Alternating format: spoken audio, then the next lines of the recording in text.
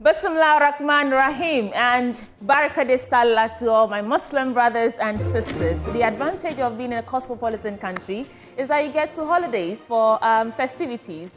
But today marks the end or the celebration of the end of the holy month of Ramadan as our Muslim brothers and sisters were fasting. So it's a celebration. But we are here to do the AM show. My name is Sweetie Abochi, right here on Joy News, your home of independent, fearless, and credible journalism. So for today, of course, I'll be serving you the news in a bit. And after that, we'll get into the news review. Sami Obeng, Executive Director of Parliamentary Network Africa, will be joining me for the news review today.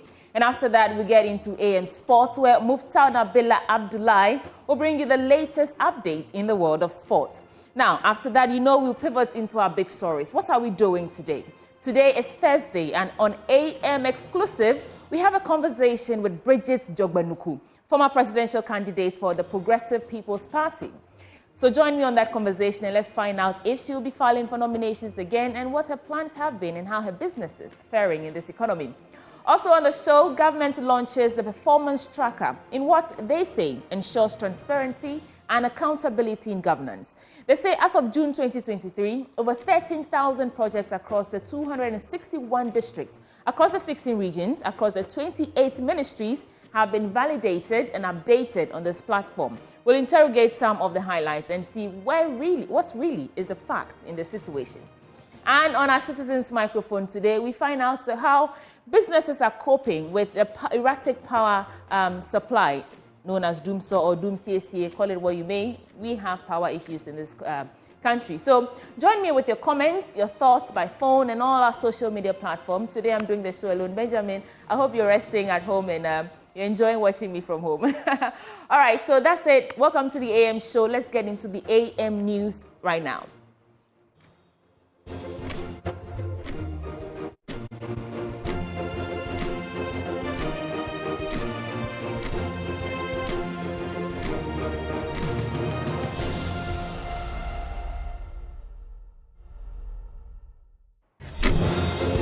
Welcome back to the AM show. This is the AM news. Let's get into the program. Now, although we are celebrating with our Muslim brothers and sisters, I want to bring you the story of some confusion that transpired. After a month of fasting, Muslims gathered across various centers for Eid al-Fitr prayers, marking the end of Ramadan. However, confusion erupted at a prayer ground in Bole as disputes arose over leadership between the Sakpari clan and Muslims. This led to property damage and panic among attendees. Security forces, including the FPU, intervened to restore calm and mitigate further escalation of the situation. Let's take a look at what really transpired.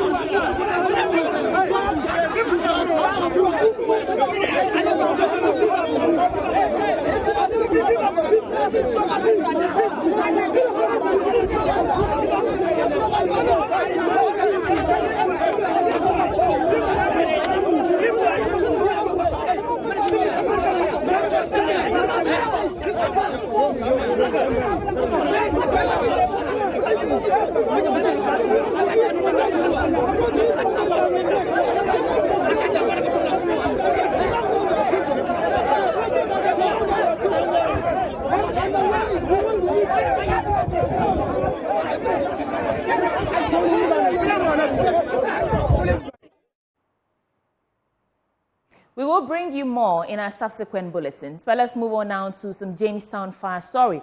More than 1,000 persons displaced by yesterday's fire outbreak in a slum community near Jamestown here in Accra are still without relief items 24 hours after their homes were destroyed. The victims, mostly fisherfolk and their dependents, lost their entire belongings, including their earnings from their fishing activities, clothes and even food. They're expected to pass a second night without shelter. Semefa Rejoice Pesu has more in this report. Fire swept through over 500 wooden structures that served as shelters for the community.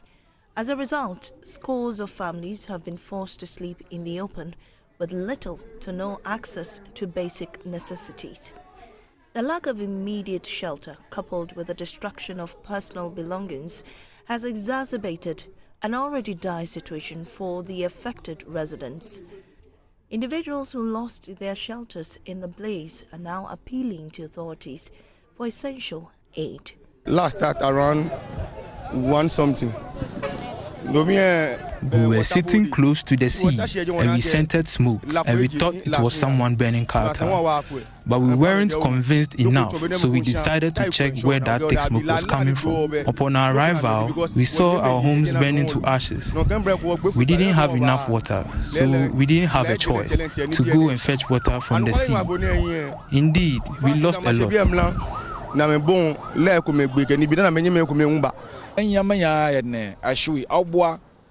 Fandan intel sumbi ana efiri biniska bini di 30 million between 70 million between the 6 million the abanda me meska ya wa na wa show anu skate dey no say edisie wo mpasa na bibi da ma awifo ba wa wotu ba fa ne ya wada na wada akọ nti yotu tomura na da hyeda ate nti yakada ofan na bo pano bo tiado Chinese for what dana we see adana kasin wana fa ne yakade na nya bibia mpo ne yanda.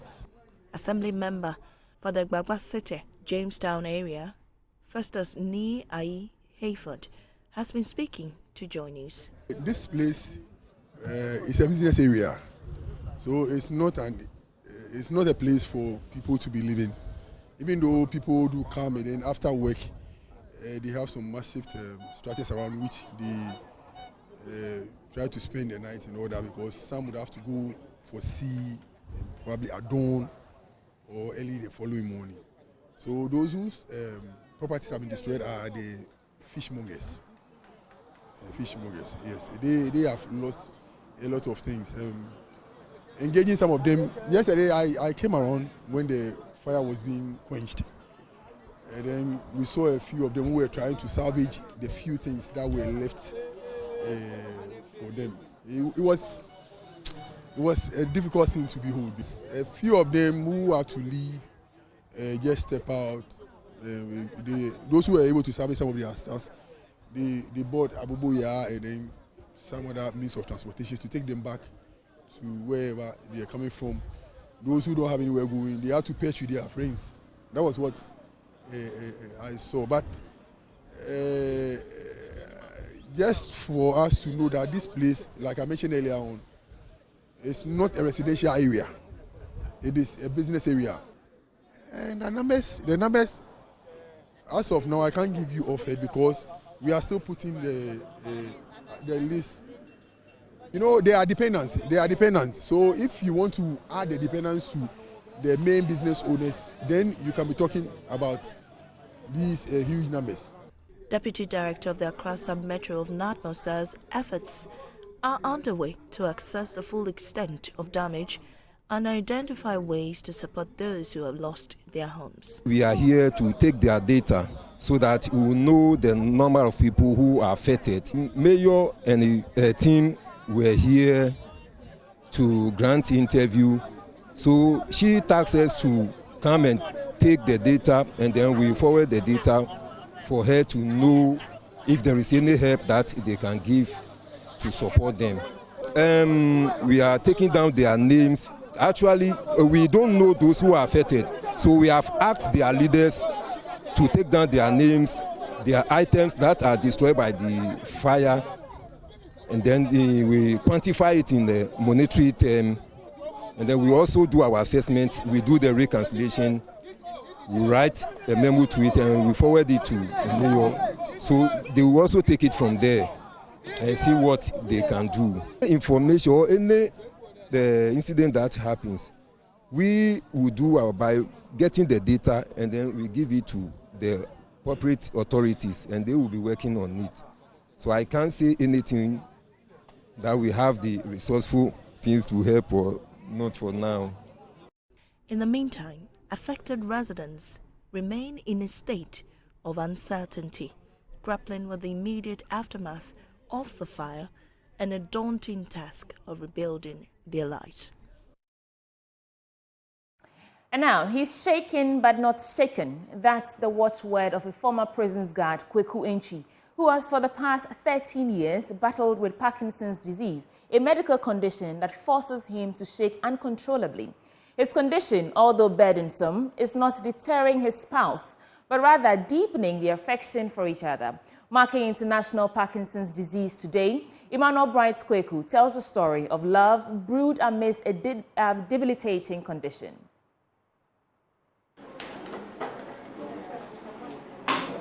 Uncontrollable tremors, slow movements, and speech changes are few of the symptoms 60-year-old Kweku Entry, not his real name, battles every day of his life.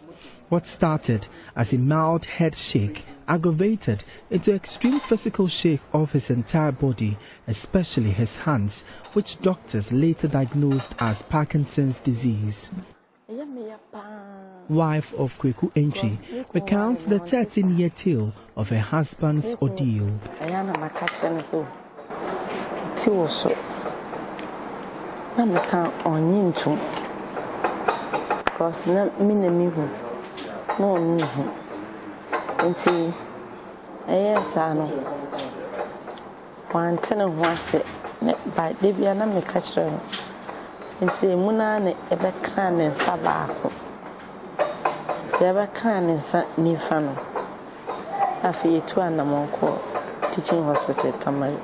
Parkinson's disease is a brain condition that affects movements, mental health, sleep, and causes pain. The disease is as a result of the loss of nerve cells that produce a chemical messenger in the brain known as dopamine. A decrease in dopamine levels brings about irregular brain activity, leading to problems with movement and other symptoms. Kweku, until his ailment in 2011, was an officer at the Tamale prison in northern Ghana, but was later transferred to the Ashanti region for medical care.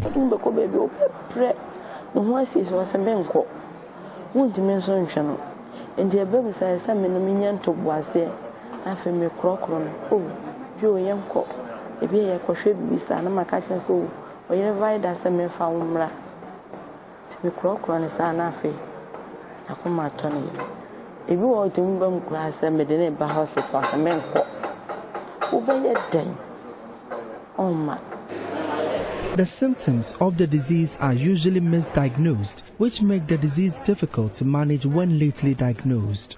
Dr. Divine Amenuke is the lead clinician at the Internal Medicine Department of the Konfanochi Teaching Hospital. If it comes in late, then, as I said, the effects on the brain that has led to the reduction in the dopamine is so much, so it makes it more difficult to treat. Unfortunately, these days, as we've heard, it tends to be seen also in younger groups. At first, we thought it was only the elderly that were getting it mainly, but even people who are in their 30s are also getting it. The cause of the disease is unknown, but several factors appear to play a role. Specific genetic changes and environmental triggers, including organic poison, have been identified to increase the disease risk. The disease is the second most common neurological disorder globally and the fastest growing disease in Africa. In Ghana, Parkinson's form 12% of diseases reported at hospitals, with the country placing 70th on the Global Prevalence Index. The cost of medication for the disease is presenting heavy financial burden on patients.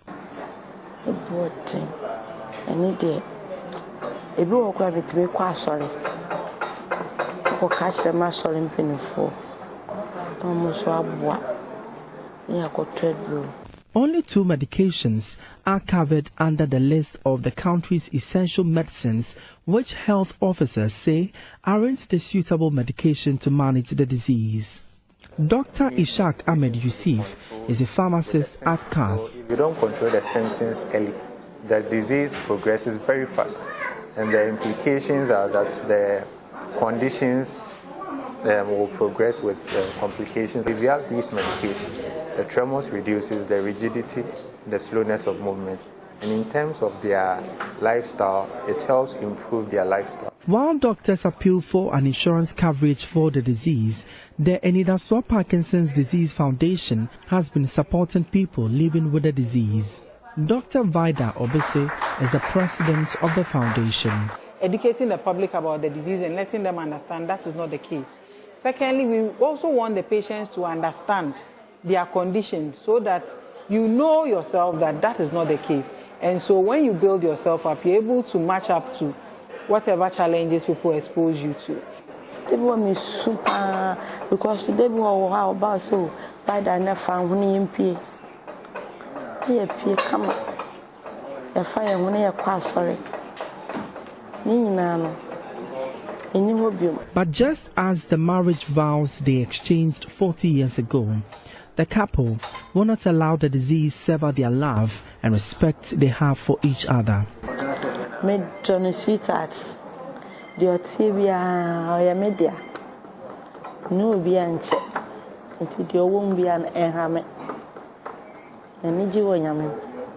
Kweku may be shaken, but his wife and himself are not shaken as they find solace in each other. For Joy News, my name is Emmanuel Bright Kweku. That's a very affectionate story there, marking International Day of Parkinson's disease. But moving on, disease outbreak in remote areas of Ghana are most often reported late or underreported due to lack of avenues to channel these reports to inform relevant national intervention. The Kwame Nkrumah University of Science and Technology is working on a mobile application which makes it easy for underserved communities to access healthcare. Love FM's Kwesi Deborah has more for Tech Thursday. Enjoy. The mobile application, which has been developed under the MESTI mHealth project, can operate with or without internet. It has two sections, a pad for ordinary Ghanaians and a place for medical personnel. The app will be used to gather data on disease symptoms, which will then be analyzed by medical personnel for swift intervention. To address language barriers, the app is equipped with language translation features. Beyond this, users can seek virtual consultation and emergency care, among others. Dr. Rosemary Usua-Mensah Jinin is principal investigator of the project. That is going to disseminate health information. We are going to use the app as a means to collect data, analyze the data to do forecasting predictions so that we can avoid some of the outbreaks that come around, or we can take in proactive measures to deal with emerging health challenges. So we are looking at a point where people will use the app, provide some information on, let's say, symptoms, and then we can come up to a certain point where we can say that we feel that people in the northern region are complaining about these symptoms within this time of the year. So what should Ghana Health Service do then? So we have medication reminders where people can log in the drugs they are supposed to take. So they can use the app to communicate among themselves, share relevant information, and also transfer patient history, make appointments as and when necessary. We also have avenues for emergency assistance and virtual consultations. Dr. Emmanuel Ahene is co-investigator. You would look at the regions we have in Ghana, you would realize that in almost every region in Ghana, there is this group of people who would have limited access to healthcare. And those are the people who are targets to ensure we use this mobile technology to enhance their access to healthcare. In other news, the German ambassador to Ghana says it's in the best interest of all to ensure Ghana remains safe at all times. In a speech read on his behalf by the deputy head of missions, Mrs. Sylvain Janssen, said even though countries in the Sahel region continue to be unstable, Ghana has maintained its stability. The deputy head of missions made this call at the commissioning of a vehicle maintenance workshop for the immigration service in Tamale. The maintenance workshop, with support from the German government, is to help the immigration service maintain its fleet of vehicles to enhance its work.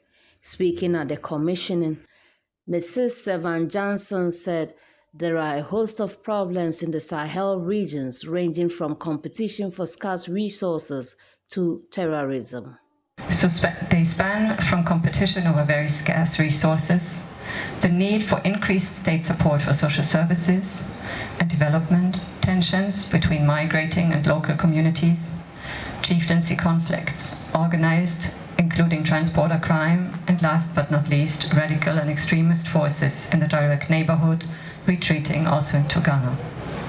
I don't want to paint a bleak picture on such a happy occasion, but I am sure that everyone here has realized how the focus of Germany and the EU also, including the member states and other international actors, has really shifted to the Sahel and as such also to the northern parts of Ghana.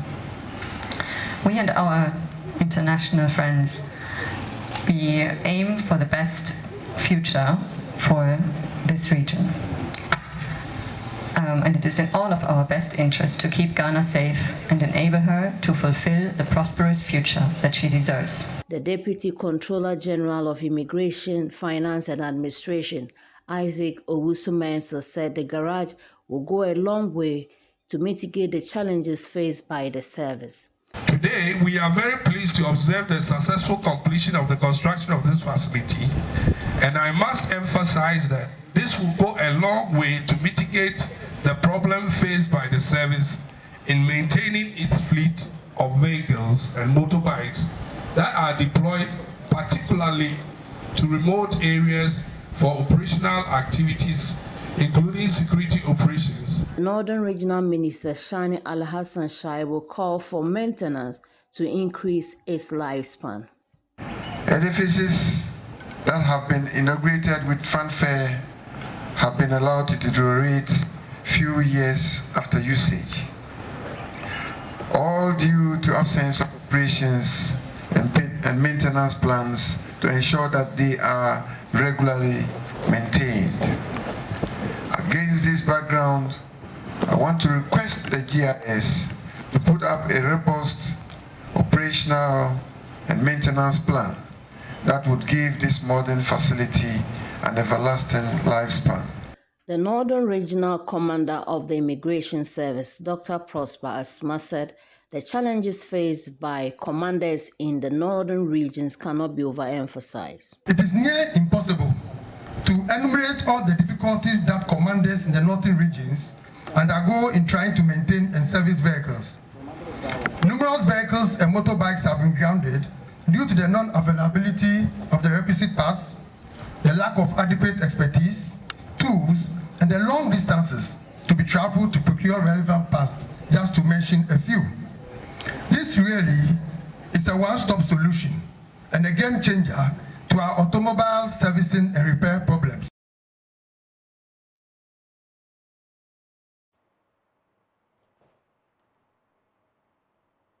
For final story in this bulletin, the old students of St. Augustine's College have presented robotics equipment to the school's Artificial Intelligence and Drone Club to help the students acquire 21st century skills. Speaking after the donation, an old student, Dr. Stephen Moore, stated that the donation is to help build the students' understanding in the field of robotics and to help them in upcoming AI robotics competition. There's more in this report. Artificial intelligence and other robotic tools have become very necessary for people all over the world, especially students. According to the St. Augustine's old student, helping the students to acquire knowledge in robotics is one great way of developing their interest in STEM-related programs to help propel the student to greater heights.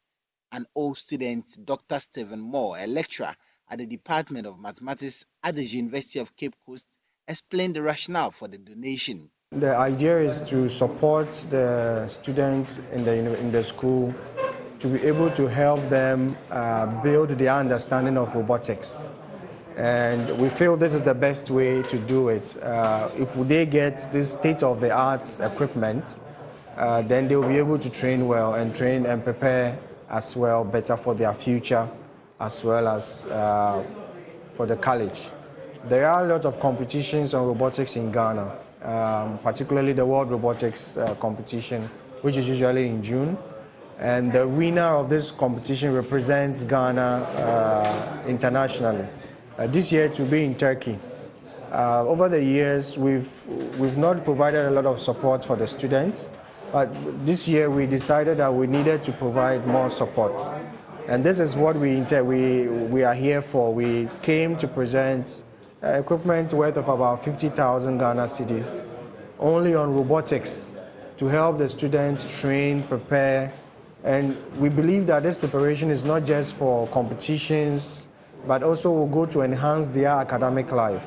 The coach of the St. Augustine's AI and Drone Club, Wilson Sarah Mamamu, noted how crucial it has become for the students to get these machines and equipment to help them in their practice. With the items that we have today, it will increase our chances a lot in the competition. For instance, the preparation that we are going through for the RISE WRO competition, we will need about 4 of the spike boards to program them to play table tennis. So if hitherto we had none, now that we have at least 4 of them, it will help the students prepare for that particular part of the events. Yes, we will appeal to them because we're looking at the students' population. I mean, 4 of this for 1,000+ population is inadequate. I would have wished that maybe 5 students will have 1 to practice with. If you have 2,000+ students, you can imagine the number that we will need. Headmaster of St. Augustine's College, Henry Athajan, thanked the old students for their show of support for the school, especially their desire for the young ones to acquire 21st century skills. We are excited having such gadgets, which will help them prepare well to be able to go and compete. So we are just urging them on to make good use of these gadgets, go into competitions and win, so that they will make those who are donating proud. Some of the students spoke to Joy News. By using robotics, students can learn concepts that are required in the 21st century world, like coding and engineering. In using these robots, they can be introduced to these concepts at an early age, so that as they grow up, then they'll learn more things in the industry and then they're able to get into the job market. Because nowadays, with the technology shift and the AI and how most of the jobs that we do nowadays, now you can sit in your house and you can work. With these robots, we can now start actually getting the foundation for doing those kind of jobs.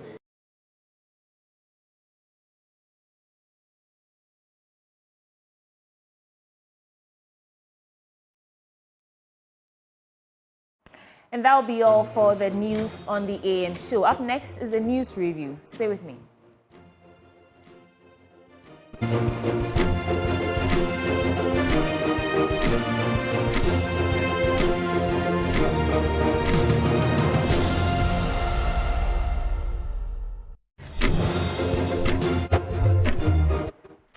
Welcome back, and thanks for staying with us on the AM show. It's time now for the newspaper review brought to you by Endpoint Homeopathic Clinic, the end to chronic disease. But my guest joining me for today is Sami Obeng, Executive Director of Parliamentary Network Africa. He will be joining me shortly. And today being a holiday again, happy Eid Fitr to our Muslim brothers and sisters. We don't have newspapers, but thanks to technology, we have myjoyonline.com and all the online platforms where we can populate our news stories from. So I'll start by reading some of the headlines, let you have a fair idea of what's happening, the latest in our current affairs, and then we'll get into the stories, and then hopefully when my guest joins me, we can get into the stories in detail. Starting from, of course, myjoyonline.com. Now, in some of our headlines, fire guts Medina market.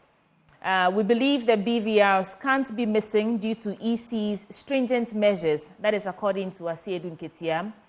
Akufo-Addo not man enough to reject anti-gay bill outright. Again, according to Asiedu Nketia, he was Evans Mensah's guest on PM Express yesterday, and he had a lot to say.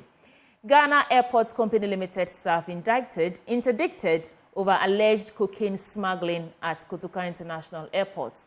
Those are some of the headlines on myjoyonline.com. 50% of Agenda 111 hospitals will be completed by end of year. That is from Insia Sare. I don't know if you're following the story of the launch yesterday for a performance tracker launched by the government, but we'll get into all that later on in the show. I want to be talked about in the next 500 years. That is according to Nana Kwame Bediako, a.k.a. Cheddar. Ghanaians unhappy with government's refusal to facilitate clearing of goods for Hill Cath project. And on some international fronts, Biden vows ironclad support for Israel amid Iran attack fears. Asiedu questions why no one has been arrested over John Kuma's death. That's also another interesting bit where we've seen about 9 people trying to get that seat in Parliament. But Samuel Bain just joined me on phone. Samuel Bain is Executive Director of Parliamentary Network Africa. Samuel Bain, good morning to you. Thanks for joining us. Good morning. Thank you for having me. Great. Now, like we do here on the news review segment, I'll give you a minute or two to speak to any topical issue that you want to respond to. It could be the launch of the performance tracker by the government. It could be on some of the things that Asiedu has been saying. What's on your mind this morning? The big story certainly for us today is the launch of the performance tracker. And it is important to recognize, government has a responsibility to deliver on its mandate to the citizenry that has put government in place. And so delivering, accountability is one of the key things that government must ensure, being accountable to the people on its performance and how things have worked. And so, yes, to have it in the form of using technology to put up a tracker that spells out what government is doing, what projects are in the pipeline, which ones are completed, and what have you, is a step in the right direction. However, I think it would be great, just like we saw that even from yesterday, your team on radio started doing. We all have a responsibility to fact check these things. It must not be business as usual where we have information put up and dumped on us. We recall that before the elections of 2020, if I'm not mistaken, there was a similar online tool to put up information about what projects government has ventured into, where they are, and we know what conversations went on around these online tools. We saw some instances where the projects that were pointed to either did not exist, some instances where projects that were said to have been completed were completely not anywhere close to completion and what have you. So it's not a bad thing that government is making efforts to be accountable to the citizenry on what it said it would do, but we also have a responsibility to look into these accountability information that we put up by government and to see how we would vet these matters. Yes, Mr. Asiedu had a lot to say yesterday. I think on the program that was on.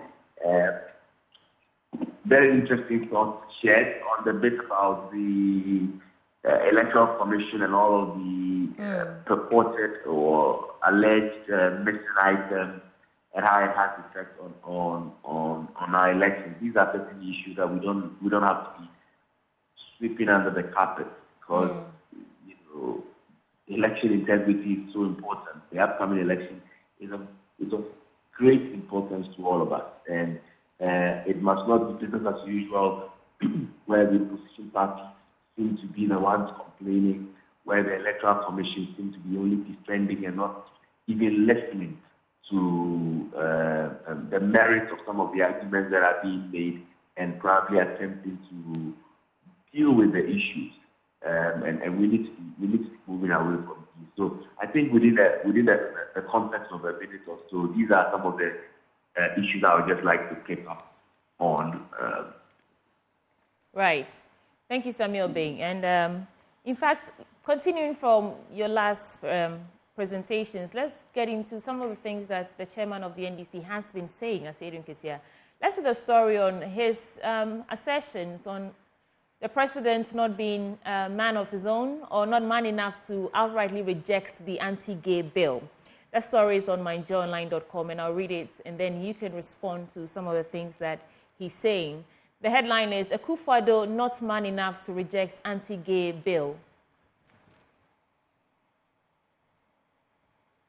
Right. I will read the story to you in a bit, and then we get into it. So, the national chairman of the opposition National Democratic Congress, Johnson Asiedu, has firmly stated that President Akufo-Addo masterminded the lawsuit that is supposedly preventing him from assenting to the Human Sexual Rights and Family Values Bill recently passed by Parliament. The experienced politician claimed on Joy News' PM Express on Wednesday, April 10th, that it was not a mere coincidence that the president could refer to a lawsuit that was yet to be filed as the basis for his decision not to sign the bill. By this, the former NDC General Secretary concluded that the president was part of the plan to frustrate the anti-LGBTQI+ bill from becoming law. Quote, "It is clearly an excuse, and it's a wrong excuse because he," that is President Akufo-Addo, "was citing the court case even before anybody could file it." Samuel Obeng, do you have any response or reaction to this claim by the chairman of the NDC, saying that, and we all know that even before we saw the lawsuit, the president had announced that there was a lawsuit preventing him from assenting to the bill. So what's reaction to the story?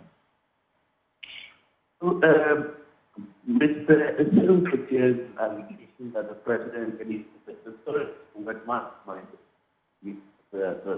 Certainly, I mean, I am unable to speak to whether he masterminded or did not mastermind the final lawsuit against the process. However, it is important to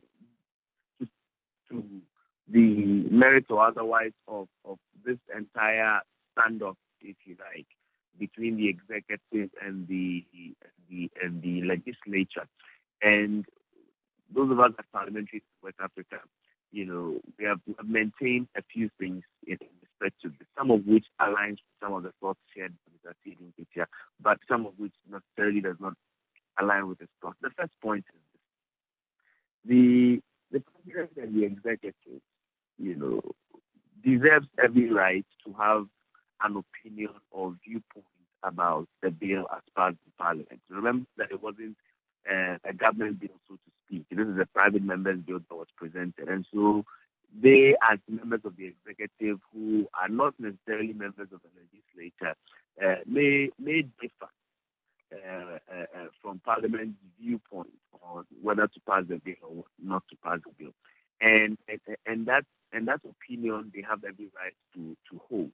However, that opinion, there are fora at which those opinions can be expressed, and that includes even challenging the legality of the bill in court.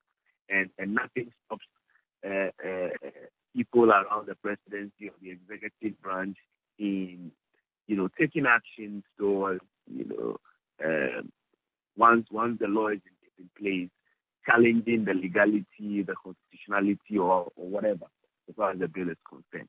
What we have a problem with is the attempt by the executive branch to halt a legitimate parliamentary process, to impede the work of Parliament, so to speak, in a way that we find very untidy and a way that we think presents a precedent that is not a very good one and can go a long way to hurt us in the entire lawmaking process.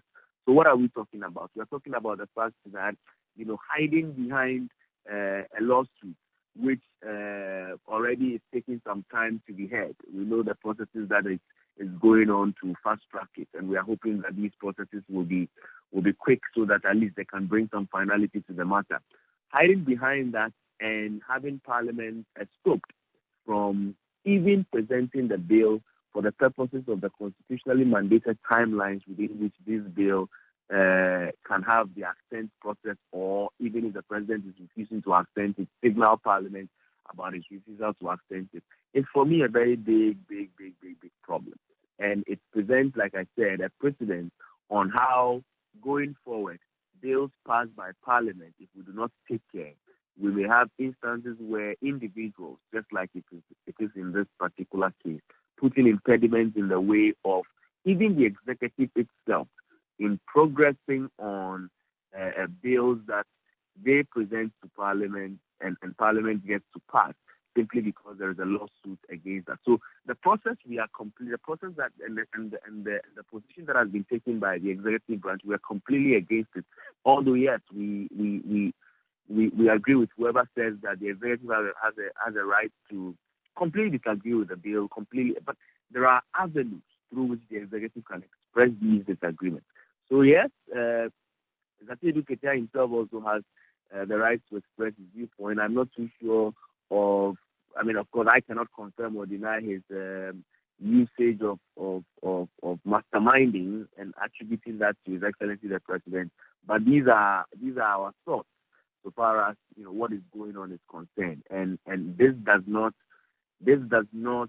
present a very, very good precedent, for lawmaking in this country. And the earlier the executive and the legislature, of course, even with the judiciary and the role it has to play, comes to terms with ensuring that these matters are dealt with, the better it will be for all of us. Right. I mean, this is not even the only bill passed by Parliament that's, not progressing, or the President is refusing to assent his signature to. But let's move on. Let's do one last story about some of the things Asiedu Nketia is saying, and then we can move into other stories. He says, we believe the BVRs can't be missing due to EC's stringent measures. Now, the story again is on MyJoyOnline.com, and it reads, the chairman of the National Democratic Congress, Johnson Asiedu Nketia, has expressed skepticism about the reported theft of some biometric voter registration, that is the BVR kits, from the Electoral Commission's warehouse. Describing it as extremely strange, the NDC chairman, in a one-on-one interview with Evans Mensah on PM Express, questioned the security measures in a place at the EC headquarters and the warehouse where the BVR kits are stored. He argued that the stringent security protocols typically associated with safeguarding sensitive equipment like the BVR kits, it would be impossible for them to go missing without a trace. I'm sure you've been following the story of these missing BVRs, although the EC says there's no information or data on those missing machines that could compromise the integrity of the elections. Is this something that you think we should be worried about, especially in this election year, with a few months to go? What do you think, Samuel Bing? No, we certainly must be worried. It is not for nothing that the Electoral Commission office and all facilities that are associated with the Electoral Commission are heavily guarded, security-wise. I don't think that it is a coincidence that the Electoral Commissioner herself, her residence, her movement in town, the deputy commissioners, we've been seeing it when it was time for the court cases. We see the kind of security that they themselves get provided as these people, who are monitoring elected ones. We've seen the military go by the kind of security that you drive past their house, be in front of their house, these are in their house, they are in government. We know what the arrangement for the elector. We see it as we're generally taking time, there's the elector from the building, following up on story with the other, and the kind of scrutiny that you have to do. What are those things point to? They point to the fact that, the things happening in the Electoral Commission, the materials in the processes and what have you, are things that need to be taken care of because a single glitch can cost us a lot. We know how materials that are printed for elections are done under very strict security arrangements. So it should certainly be curious to anybody that election materials being kept in warehouses of the Electoral Commission are deemed to have been fixed or are alleged to have been compromised in that particular manner. I don't think that the Electoral Commission's focus should be on explaining to us whether those materials, have sensitive data that can compromise the election or otherwise. I think the focus should rather be on whether its systems are so full that we can have some of these things missing without tracing. And that certainly is the area we should be focusing on. It shouldn't be about the fact that, yes, these things are stolen, or we cannot confirm or deny that they are stolen. But if they are, we really do not think that it will affect anything. I really think that kind of excuse is lame, it's lousy, and we should not be entertaining that from an election management body. Right. Let's head now to graphiconline.com and do some headlines. So I'll read out the headlines and then you can tell me which of the stories you want to respond to or react to, and then we get into the story. So on graphic.com, we have President signs wildlife bill into law. Well, he's signing something into law. Graphics, your Ghana, My Ghana program, voters prioritize something. New towing policy to check breakdown vehicles underway. Kofi Bosompim Osafo-Maafo appointed as new SSNIT boss. Should we get into that story, Mr. Bing? About Kofi Bosompim? Oh yeah, the first one is right. actually a very interesting one. The wildlife bill signage also, I'll be very interested in what the story actually points to.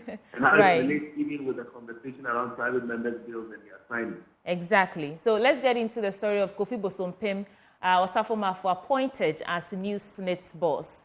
And it's an interesting timing on that one, I would say. So President Akufo-Addo has appointed Kofi Bosompim, that is son of Osafo-Maafo, as the new Director General of Social Security and National Insurance Trust. The new SSNIT boss is the son of the President's former minister and now senior advisor, Osafo-Maafo, like I mentioned. So he takes over from Dr. John Ofori-Tenkrang, who has been instructed to hand over his duties by Monday, April 15th. A letter dated April 8th, signed by the Secretary to the President, Nana Bedietuo Asante, and addressed to John Ofori-Tenkrang and seen by Graphic Online stated, quote, reference is made to your appointment letter dated 1st July 2019, issued by the Public Services Commission.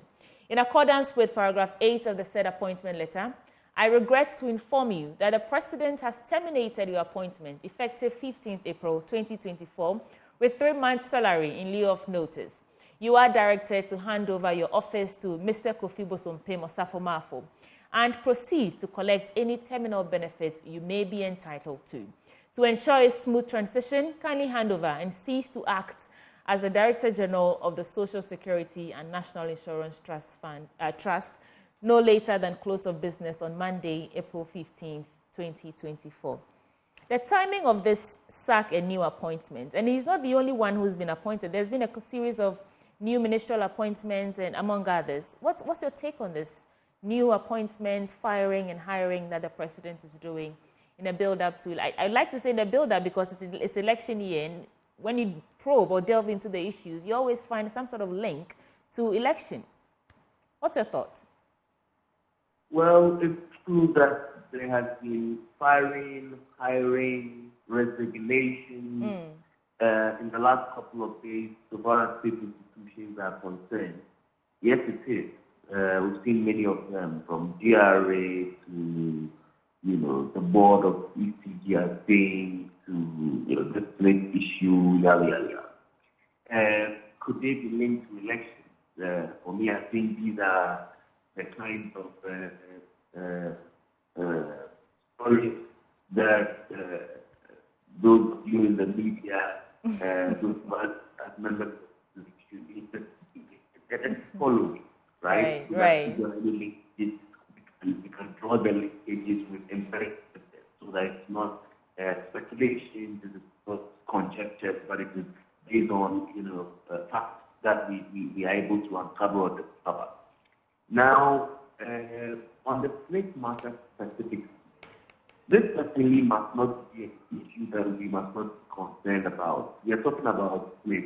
In fact, even if it was any other institution, the process leading up to this should certainly pique our interest.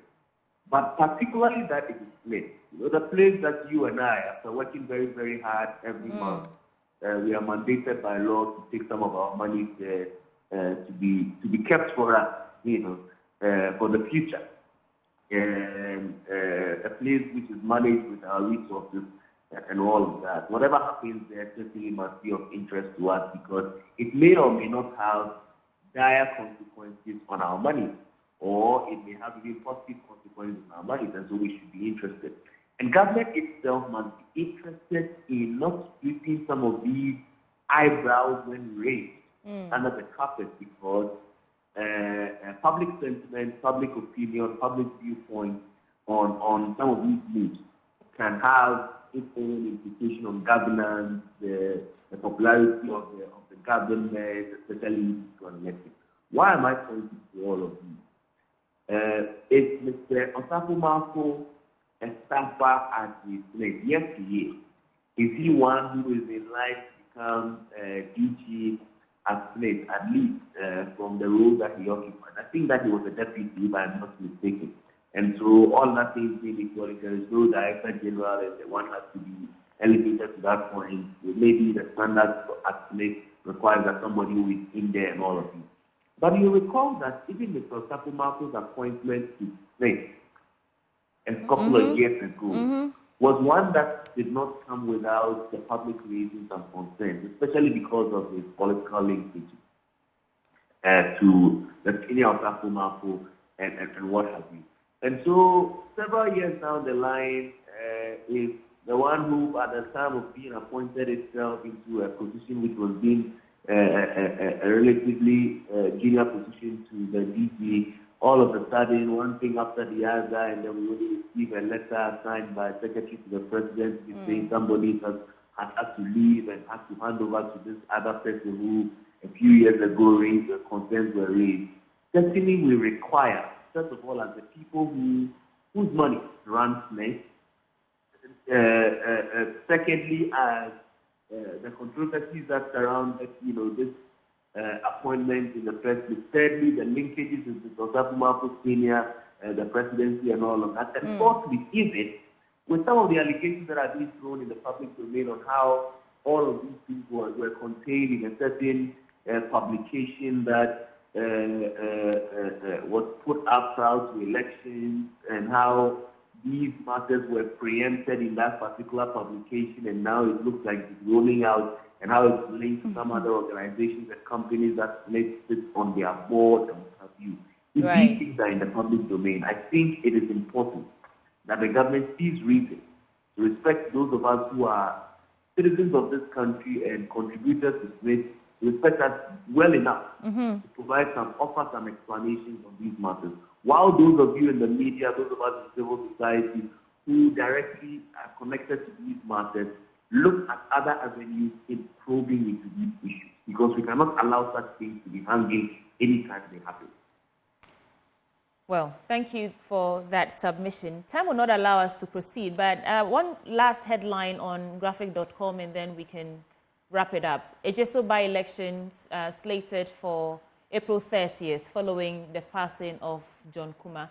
And let me reference what Asiedu Nketia was saying on PM Express last night about why we are not probing into the death of this man. And it's like there's just a scuffle for who takes the seat. About 9 people, including Kwesi Nyantechi, lawyer Kwabena Boateng, Dr. Evans Dia, Klinsman Kakari, Helena Mensah, Abena Pokua, Moa Boateng. There are a number of them who want to take that seat after the passing of John Kuma. Do you have any reaction to that? And then we can wrap up the conversation. Well, on the bit about the election, of course, it's constitutional. It's very unfortunate. Mr. Kuma had to pass. May God grant rest to his soul. And around this time, when he's giving us, the funeral and all of those things have not taken place. Around this time, when family is grieving, I really do not think that's the best time to be, culturally to be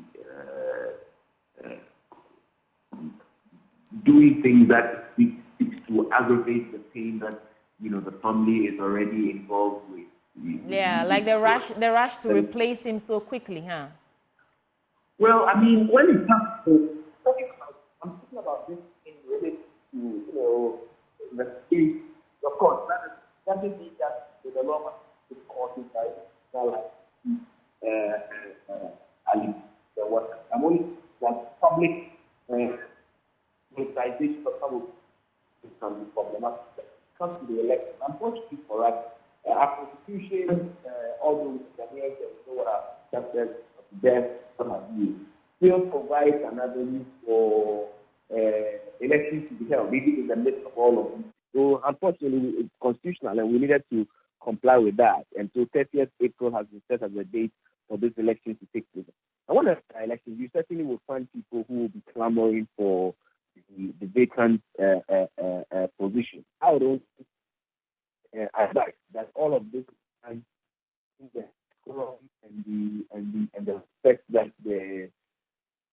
the fund exists so that in the midst of wanting to replace him, it is not seen as people not being sensitive to the life and legacy of a man who lived well. And really, the people of the church, those of us who follow what constituency level and what have you, love and respected him very, very much. We can only wish the people of the church well, even as we lead up to the election. And we can only be following and seeing how the primaries, even at the MPP level, to replace him for the main election go. But in all of this, we should also be sensitive of the fact that he's got wife, he's got children, he's got family who are grieving at this moment. And we need necessarily to respect the kind of attitude in everything that we do. All right. Thank you so much for joining us for the news review, Samuel Bing, who is the Executive Director, Parliamentary Network Africa. And before we go, I'd like to remind you that this segment was brought to you by Endpoint Homeopathic Clinic, the end to chronic disease. We'll take a break now. When we return, there's sports. And after that, we get into our big stories. Stay with me.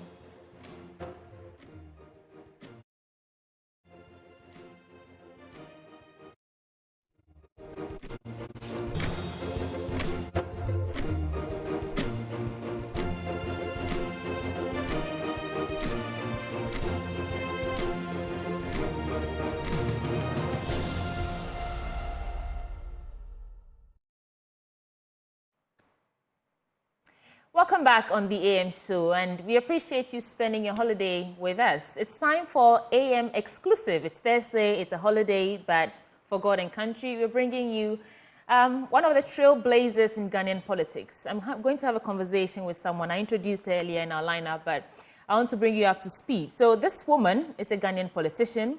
She was the presidential candidate for the Progressive People's Party in 2020.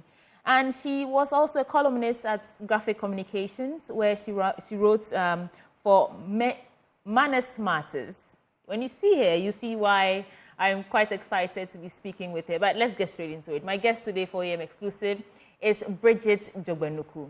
Hello, Madam Bridget Jogbenuku. Sweetie. Thank you for joining us. How are you feeling today?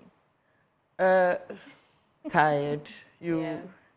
I had to get out of my bed on this rainy holiday morning to be here at this time. So, I'm here. But I must say that the red lips makes it look like you're really excited to be here. Okay, then let me say I'm excited. Yes, you are.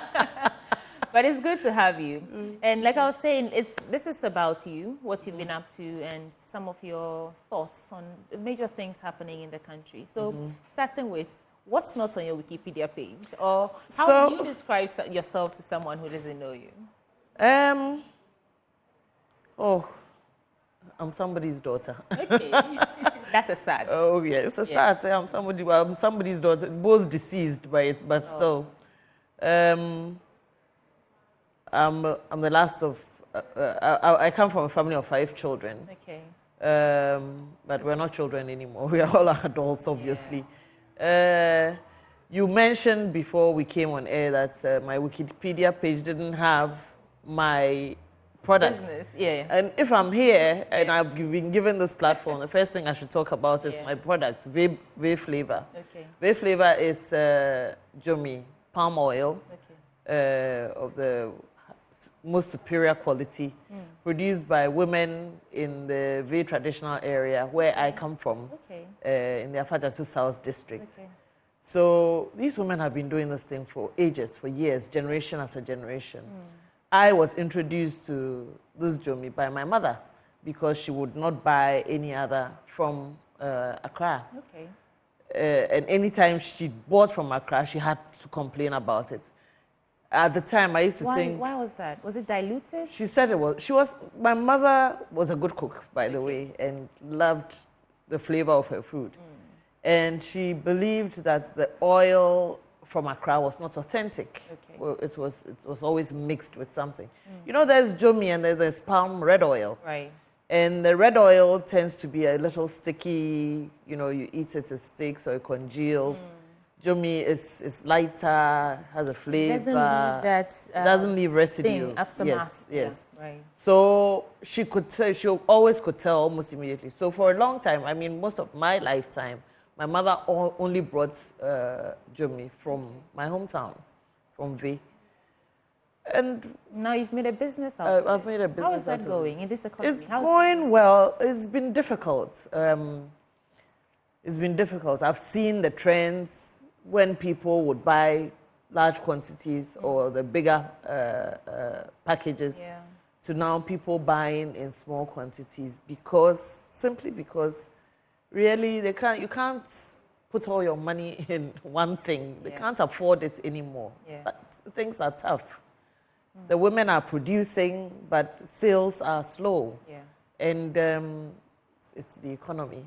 Things are tough. But I mean, you're staying afloat. Oh yes, we are. It's difficult. How are we staying afloat? I'll start first with you've got to cut back on certain things. One thing I've cut back on is even the working hours of my employees. We've cut down to 3 days a week instead of 5 days a week. I feed my employees. So if you come, sales are slow, so we are not packaging as much and all that, then you've got to, be wise about it. Because at the end of the day, you have to make profits, Well, you are trying to make profits, but you are trying. Your costs outstrip your profits by far. There's a transportation, fuel, things like that, electricity. It's. Are you experiencing doom so? Because you mentioned electricity, maybe let's start from. I am. Okay. And I hope I'm not speaking too quickly, but it's reasonable so far. Okay. But I am experiencing doom so. A couple of times a week, in the evenings from around 6 or 7 o'clock. So sometimes in the AM or sometimes 11 p.m. It depends. Okay. Hopefully, I'm not saying where I live so that they will target you and take it off, huh? Yes. Right. Do you think that I'm very fussy, sweetie. So whilst I'm here, can they take the R out of my last name? Oh, okay. Please take the R out of her last name. They'll do that for you. Thank you. Apologies for that. It's fine. Right, okay. So do you think we need a timetable? Do you think if we had a timetable, a load shedding timetable, we'll better manage our lives? No doubt. I mean, this is not even science to, try to figure it out. If we have a timetable, you know how to manage your evenings, for example, if it's a personal life. And of course, industry knows how to schedule their workers to come. I mean, I have a printer. Of course, I have labels on my products, so I have a printer. Call them, we need labels, and normally it's quick turnaround. You get it tomorrow, you get it. And then we call them the next day, and they said, well, we can't give it to you because we didn't have power yesterday. And he will not be promising me delivery if he knew that, tomorrow we don't have power. So, you'll get your labels on the third day. I mean, it's as simple as that. We need a timetable. Have you been following what the energy minister has been saying? And I mean, the conversations going on between ECG, Gridco, and all the power players. I followed for a while and I stopped because it's frustrating.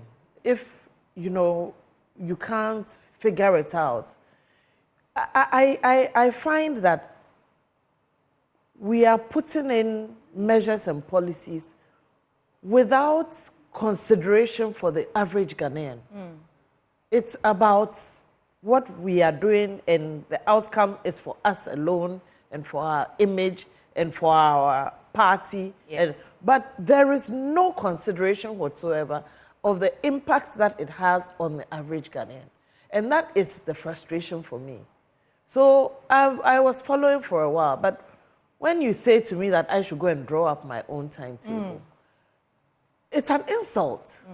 It's an insult, and at that point, I switch off.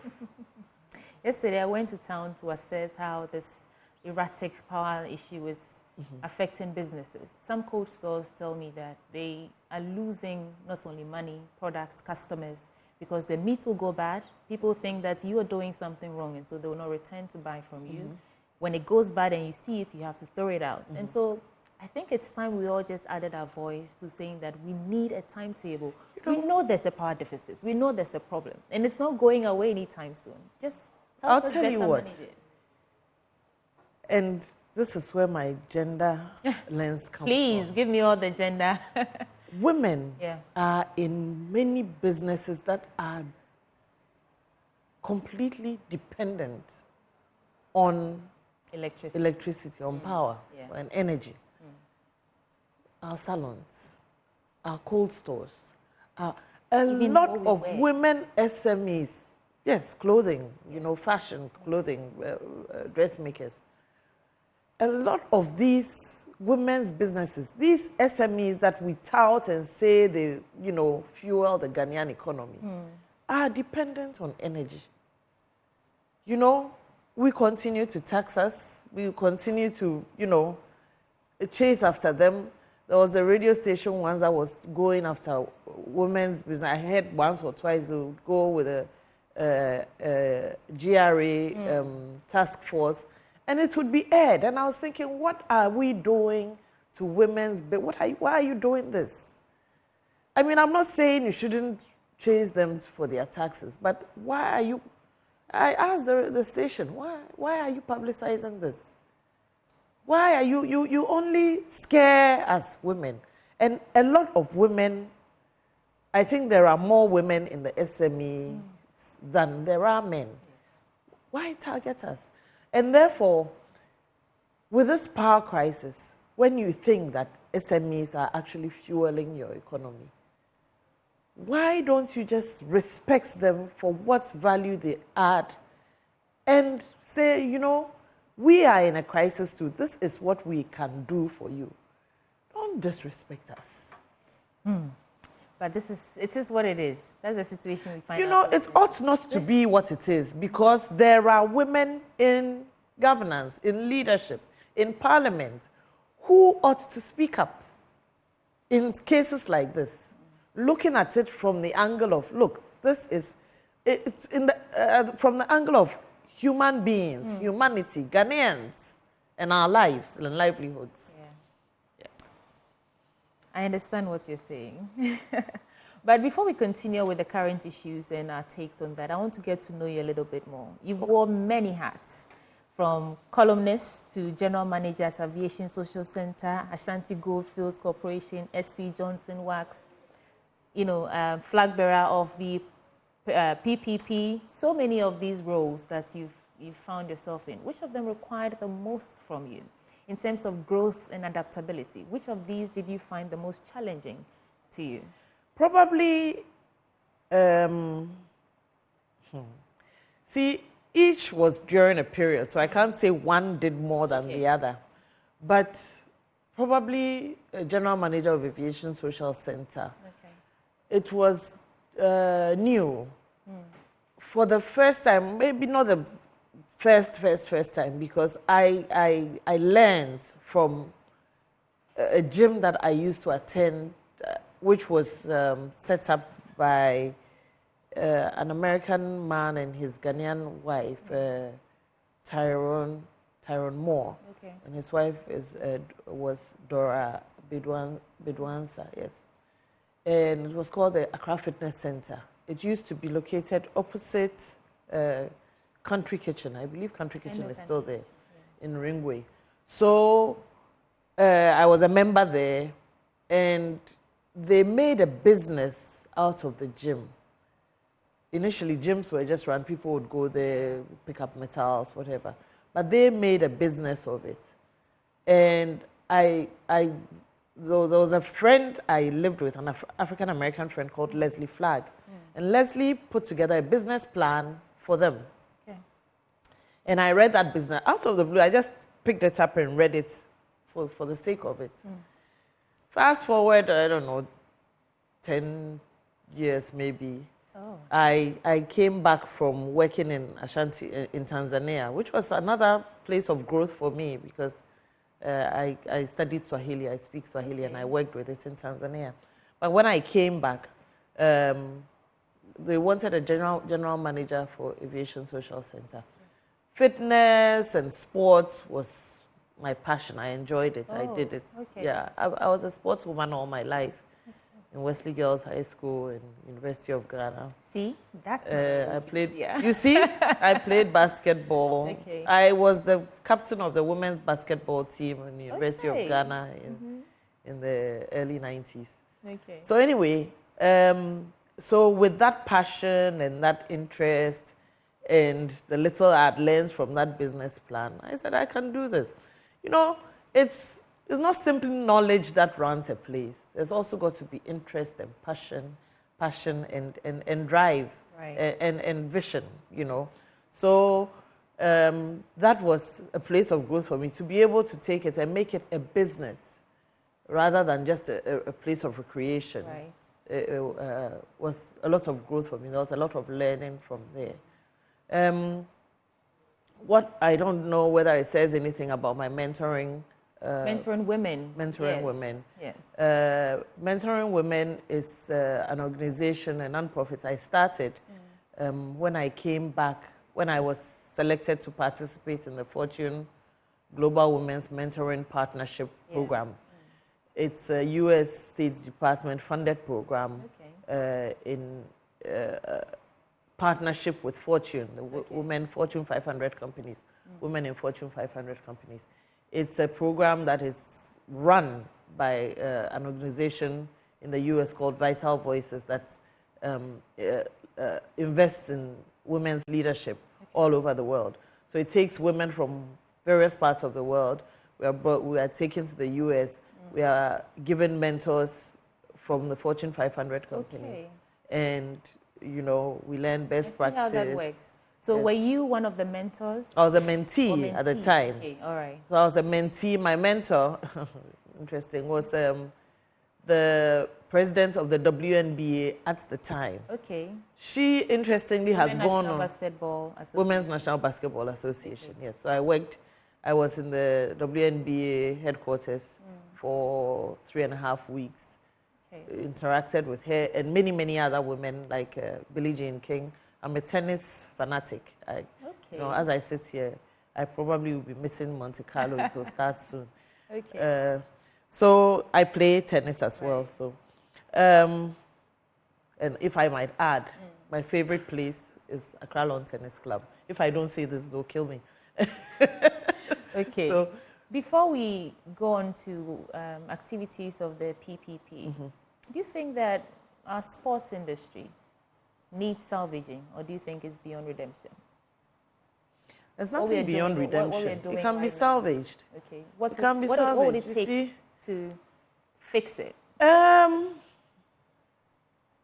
Less corruption. And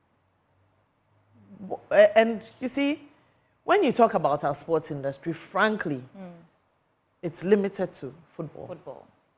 There are so many disciplines, men's football, and there are so many other disciplines where we have so much talent. I mean, if you come and watch, if you watch some of our tennis matches for our amateurs and some professionals, we have so much talent. Those boys, you know, are amazing. When you go to the stadium or you come to Accra Lawn Tennis Club, when we have these tournaments, why are we letting these boys go to waste? We have so much talent. We are not investing in it. We are not investing. The investment in sports is so personal. It's so, what do I get? So much so that it dies. Instead of investing in the other day I heard on the news how the women's football team were begging for money due. Why do they beg for money due them? Why? I mean, and you can't tell me you don't have the money because you have been paid the money. So why are we doing this? Why do we do this to ourselves? Why do we make it look as if it's a favor done them by they being members of the soccer team? It's unfair. It's unfair. And this is only because people are only looking at their personal gain and not looking at the bigger picture. You know. But I think the women in sports, like yourself, you could take up roles that, you know, change the status quo. especially for women in sports? We would like to. We would like to, but you're not wanted there. You're not wanted. Of course not. I mean, if you're going to come and take money out of somebody's hands, why would they want you to come and do things right? I mean, you can ask anybody who has tried to do things right in the Ministry of Sports or Ghana Football Association. Ghana Football Association or Sports Authority or whatever. It suffers. They suffer because you are threatening other people's, money. Means of amassing wealth. There you go. At the expense of impoverishing. So they won't want you there. Yeah. They don't want you there. I mean, it will take a lot, and you have to fight and fight and fight. And hopefully, you hope you come out alive. Yeah. During the closing ceremony of the African Games, some of those who spoke described it as one of the best ever hosted in Africa. How do you react to that? I haven't watched any African Games through and through. Okay. And even this one, I was busy, my mentoring program. Yeah. So one of the days, the last day that I wanted to go, I was late and there was plenty of traffic. I couldn't get there on time. But I've heard things. I mean, there were things to do with the infrastructure and how it wasn't finished, and they were still painting and drilling and doing all kinds of things. And I heard how the South African team, for example, left. And how there was very little investment in the human resources, the players themselves, the athletes themselves, in their training. Yeah. So I really do not have a yardstick by which to compare this one. But there were issues. We have the tendency of saying we were the best and the best ever since and independence and all that. At the end of the day, it wasn't perfect. And there's still a lot of room for improvement. I do understand that at some point the lights went off somewhere. I mean, so are you saying to me that is the best ever? There were still issues. All right. Well done to them. I think the closing ceremony, there were very great reviews about it. It went very well. Possibly the opening as well.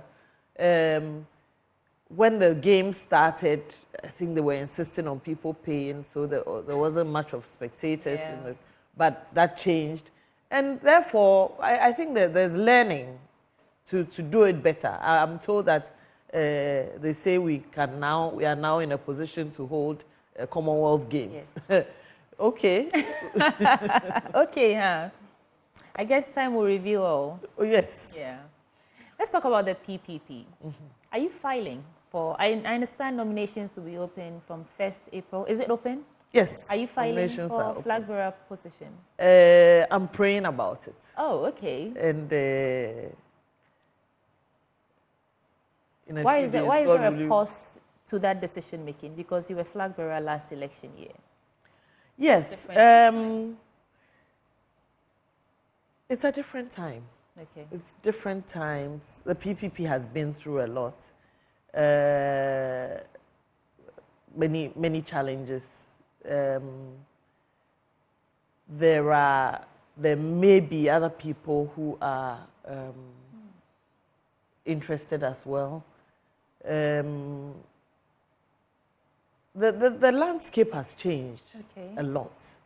I mean, the last time I filed, the last time I ran for office, I mean, everything has changed, hasn't it? It's just been 4 years. Yes, but a lot has changed. Like what?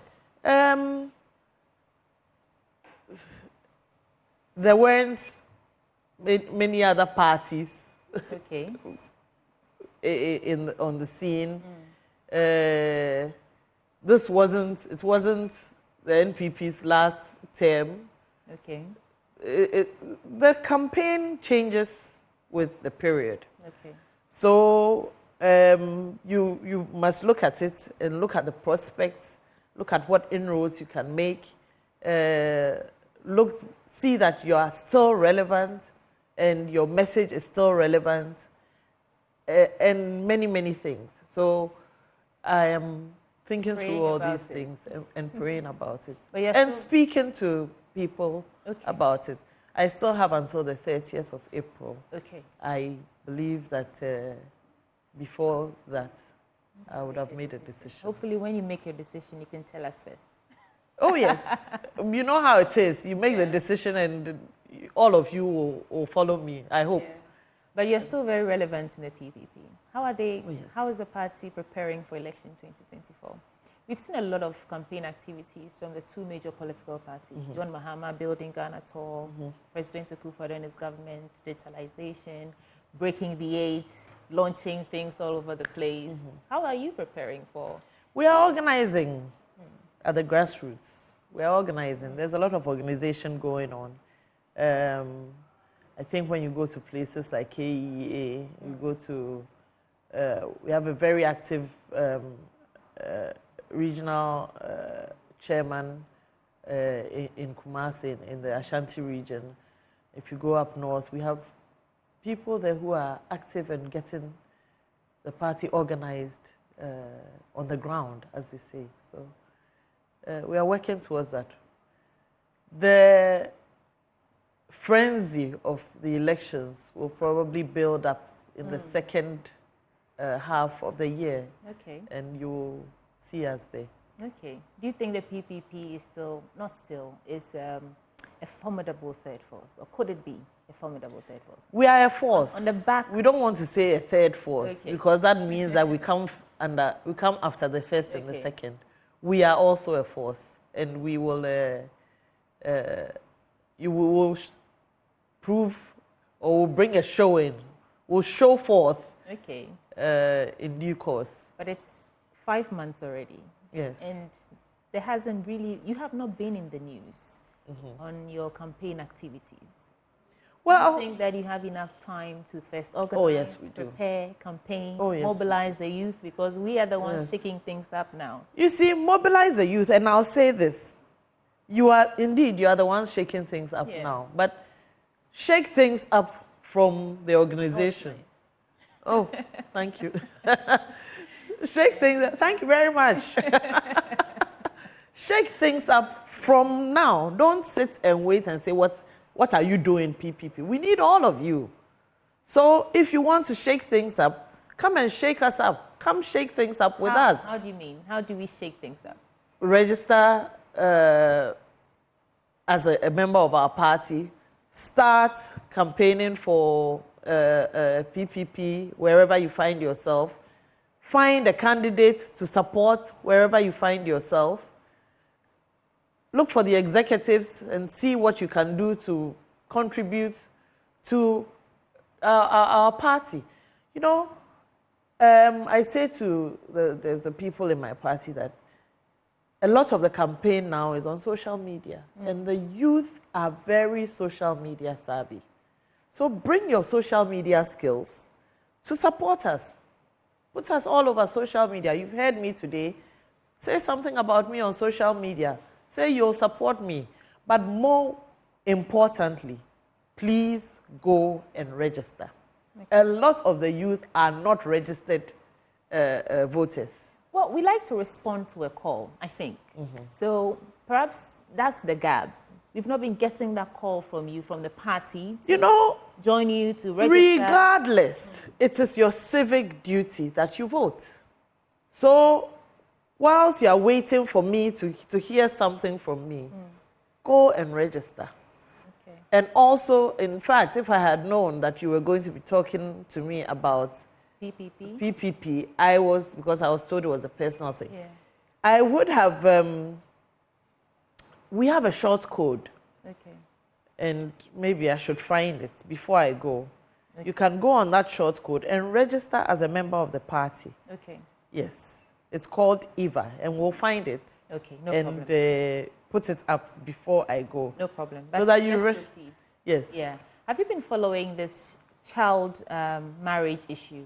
Yes, I have. You are a women advocate, a leading woman, also in politics, and you talked very passionately about mentoring women in your activities, which occupies most of your time.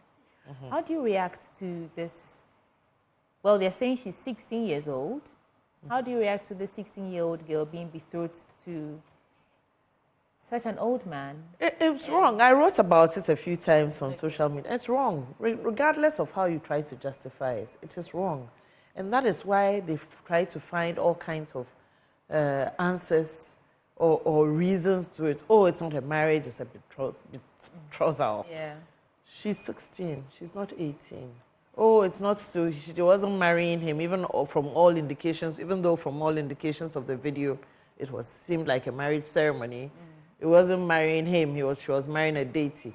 That smacks of Trokoshi. Trokoshi was banned several years ago. So, by the way, one of my names is Koshi, and I was named after a Trokoshi. My great-grandmother.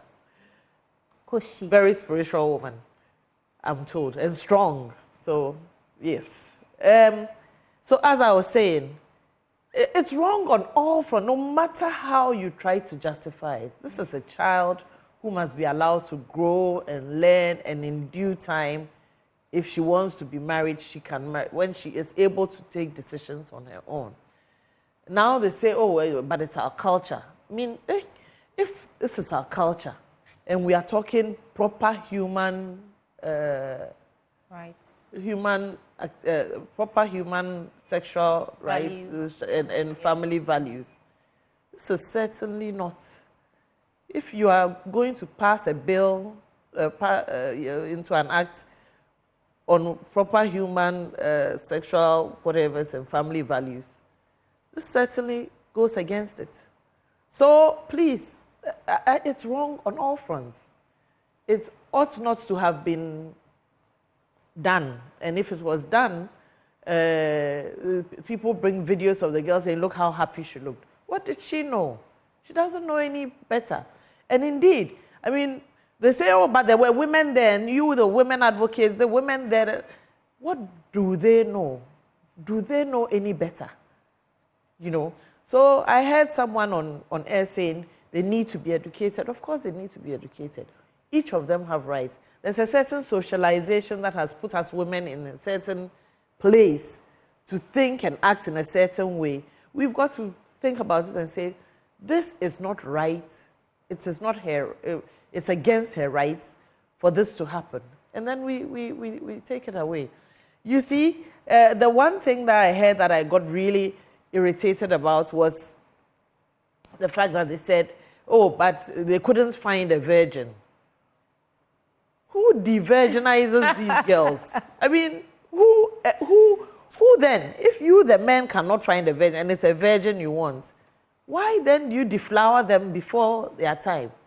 Yeah. They don't deflower themselves. They don't de-virginize themselves. It is a man who causes it. So what are you talking about? You know. Let's stay on rights for a little bit longer. This anti-LGBTQ plus bill passed by Parliament, or proper human sexual rights and family values bill. I shouldn't have brought that up. But anyway, let's go. I just want to pick your quick thoughts on it. Yesterday, Asiedu, chairman of NDC, was speaking to Evans Mensah, and he mentioned that Akufo-Addo cannot pass the bill. He orchestrated this lawsuit to prevent him from assenting to the bill. And we know that the bill was passed by Parliament, and was just a matter of assenting to it. And now there's this impasse. You know, we're neither moving forward nor backwards. How do you feel about this bill? Do you think that a day will come where we will actually have a law against LGBTQ plus activities in Ghana? Maybe I should ask you, do you want an anti-LGBTQ law? I can answer this after the show. Right now, so why are you asking me to Well, answer? you're a leading woman. And views, yeah. I have and this is personal. This is not PPP or this is personally. Look, everybody is looking for love, affection, care. And freedom. All of us. Now, what I term love is not what you term love. Okay. Your love can be based on money. Your love can be based on a certain admiration of the person's. My love can be based on something completely different. You cannot tell me how to love, and I cannot tell you how to love. So, love cannot be legislated. So people say, well, LGBTQ is not love. How do we know? That's interesting. How do we know that it is not love? Okay. Why would people choose a certain kind of relationship? Okay, why would they choose a certain kind of relationship when they know that they will be hated for it? It is because they are probably lacking in that which you perceive. It's normal to Yes. the other. Okay. It is because they are lacking in what you feel is the normal way to go. So this is not when we should be thinking about jailing them for their choices, or this is when we should think about how do we remedy that. Where, there are so many circumstances under which people become or choose to be LGBTQ and plus. But ultimately, each of them is doing it because of something they want, which will make them feel loved or have affection or accepted. And some of these people, that is the only way they have felt accepted. So let's not jump to the symptoms of it. Let's look at the causes. People say, a lot of them are pedophiles. You have a priest marrying a 16-year-old. What do you call that? So you don't think we need that law at all? Because people should have the freedom to love anyhow and whoever they want to love. I don't agree with the law. Okay. I think it's drastic. It is, we need to understand, seek to understand what is making these people make those choices. We seem to have this paintbrush and paint everybody LGBTQ with the same brush. But just like heterosexual relationships, each one is different. And there is a reason why each one has made that choice. It's like for us, we've heterosexuals. You make choices of who you want to date or marry based on different things. Who you will choose is not who I will choose. And if we actually take time to understand them and see why they have made these choices and address those issues informing their choices, maybe we'll be a bit more compassionate or sympathetic. So where does Ghanaian proper cultural values come in? Because the majority of Ghanaians seem to be on the side of, a law that protects the young people from that sort of orientation. Because what they see on TV, what they see in the environments they grew up in, sort of forms their You know what? If you want things that will prevent the young ones, fix your housing system, for example. Fix your housing so that children do not have to share a bedroom with a father and mother. Okay. And see them being intimate on a daily basis, so they want to practice. If you want the young ones to desist, go into your SHS, your crowded SHS schools where two teenage boys have to share a bed. Go and fix that. These are the things we must address, not what they have become by virtue of the fact that you have these issues. Okay. That is what I'm saying. Yeah. Your children are growing up on the streets. We have, men who are not taking care of their sons and their children. These are the things. These ought to be our proper family values. Okay? Not trying to stop what they have become as a factor of not taking care of what is important in the first place. Okay. If you have 2 teenage boys sharing a bed in school, what are you breeding? Okay. Let's stay on education because, it's a conversation. Sure. I was told it was 45 minutes. So when my time is up, I'll just get up and go. Please don't get up and go. We just have about 10 more minutes to go. I don't know if you followed our Joy News documentary, The Free SHS Promise, Empty Plates. That's documented. I saw a clip of it, right. Not all of it, yes. Okay. So that's about the quality of food that they're feeding students under the Free SHS policy. And then there's also issue about accommodation and how students are jammed in their classrooms and even lack of teachers because everyone wants to travel outside. On the back of that, the government just launched Ghana Smart Schools projects where they're sharing tablets to senior high school students. What's your take on this seemingly, I don't want to say disorganized, but what's your take on all these issues stemming from our education We sector? need to fix the fundamentals. And I think that we are all to blame. You see, when the government drafts a policy, the policy might sound good, but the implementation of it, there's a problem. And we can all see that there's a problem. I was on an argument on my Accra Lawn Tennis Club, or one of those platforms recently. There is an obvious problem with the free SHS system, which your documentary aptly covered. Yeah. Why are we being arrogant about it and saying it will not work, and saying you will not review it? And you see, we have this, I've won the argument, and then what? So because we must win at all costs, we will defend that system.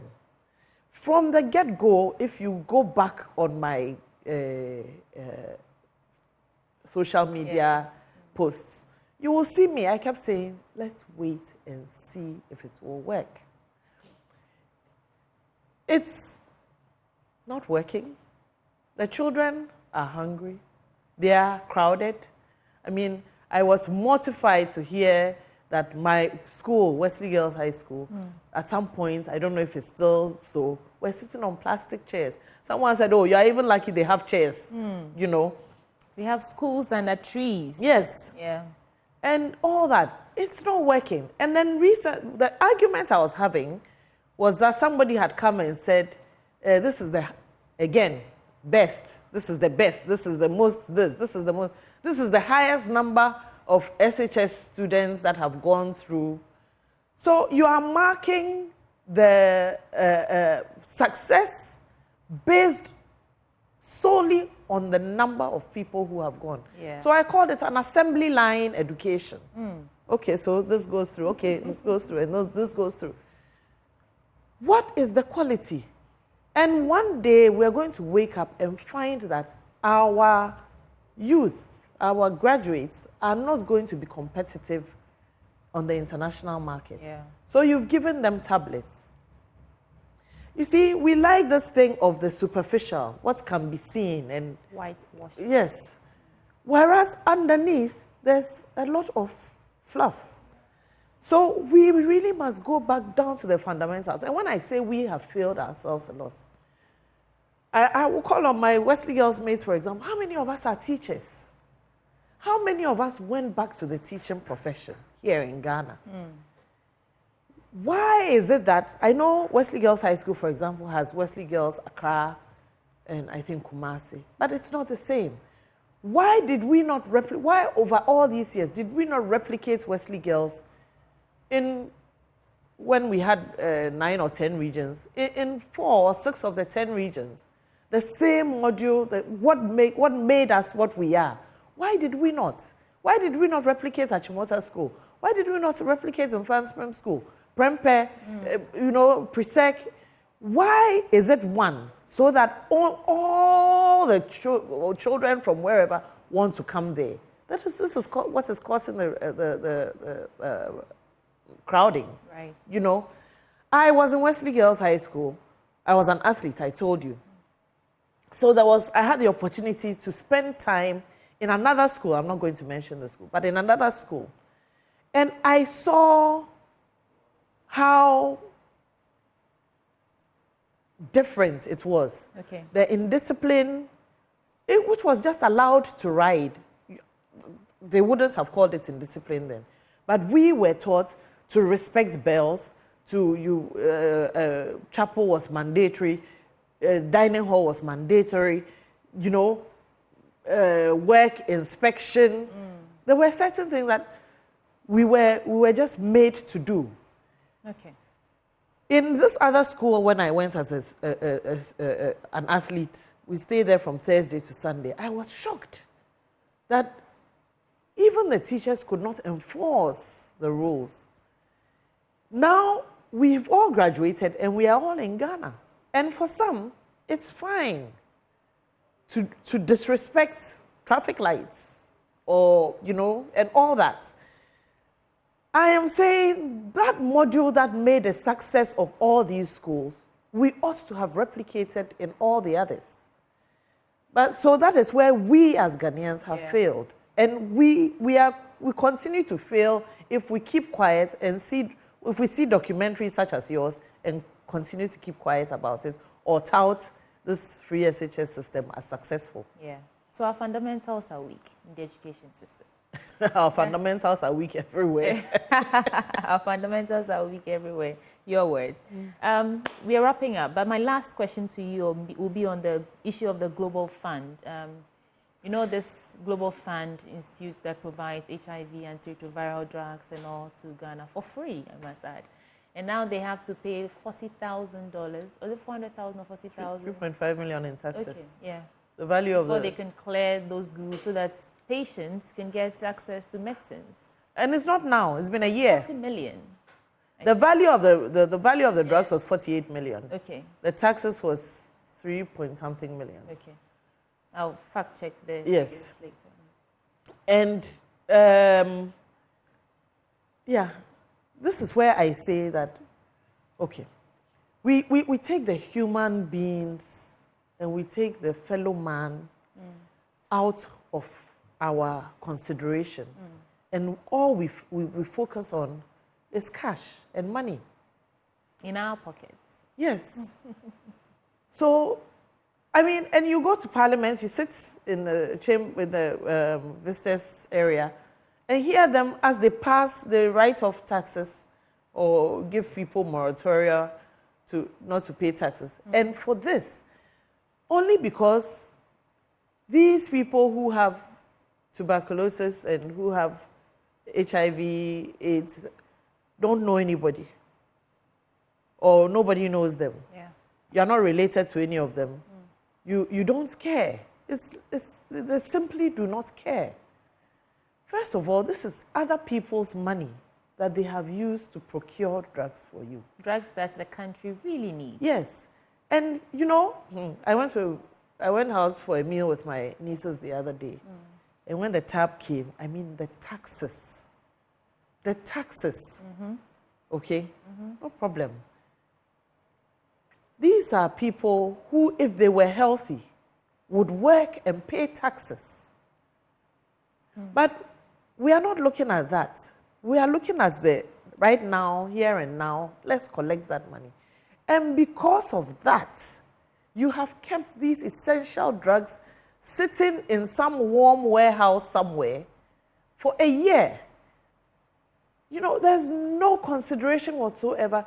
We value the cash more than we value human lives. It's a pity. Well, that's what bring us to the end of our conversation. But before I let you go, I'd like you to talk briefly about your activities on women, mentoring women. Oh, No, I love talking about mentoring. Yes, I know. So we can wrap with that. What's the latest with mentoring women? So mentoring women, we have an annual program called the Global Mentoring Walk. Okay. We bring together mentees from all over. Some came from the north, Sunyani. Every year, we've had it since 2008. Okay. And this year, we had it around international, I think it was on the 9th of March.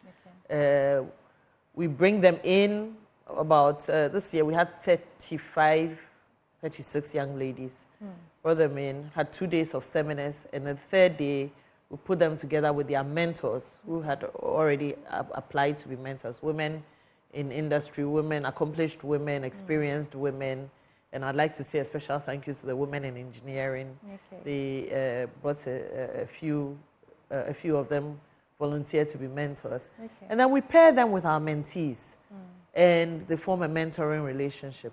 Because we've had this running since 2009, we have some mentees who have now become mentors. Oh, okay. So it's a nice community we are building of mentees and mentors. And it's not just a relationship. One of the now mentors, who was a mentee to my sister, who was a mentor, has been introduced or helped to get into all kinds of positions with jobs. She recently got her to be on a board of the Women's Trust. And they also are helping others to move into leadership positions. They help them with their studies. They help them with their, essays and long. Does it include essays. Finances? No. Does the mentor? No. They are not bank accounts. Okay. But the mentors help in many, many ways. Some mentors voluntarily help their mentees with some money. They give them, some have given them phones, for example. But that is purely on a personal basis.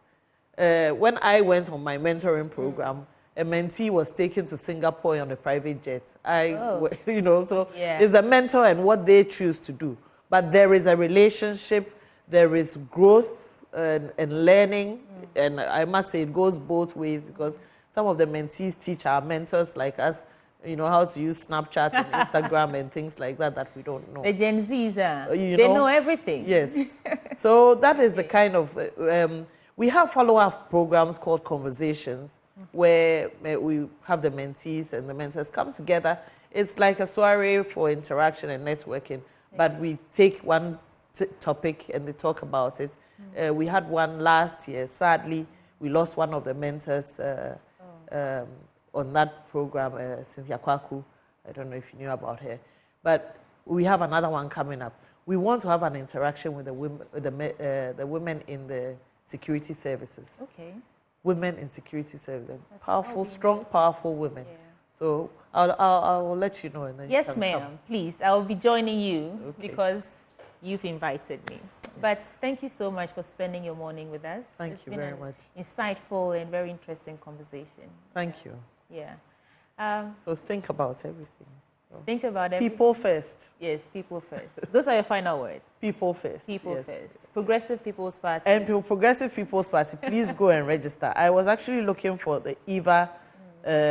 Right, the short code. The short code. And here I have it. It's just the EVA name, but I'll find it for you just now. It's a phone number. It's not a short code.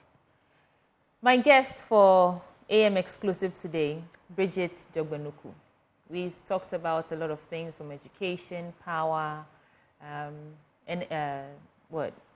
business, economy, and so many. If you just joined us and you've lost some parts of the conversation, do watch it on our YouTube. But stay with us. There's still more coming up on the AM show right here on Joy News. Thank you for watching, and thank you for joining us. Thank you we'll be right very back. much. Thank you.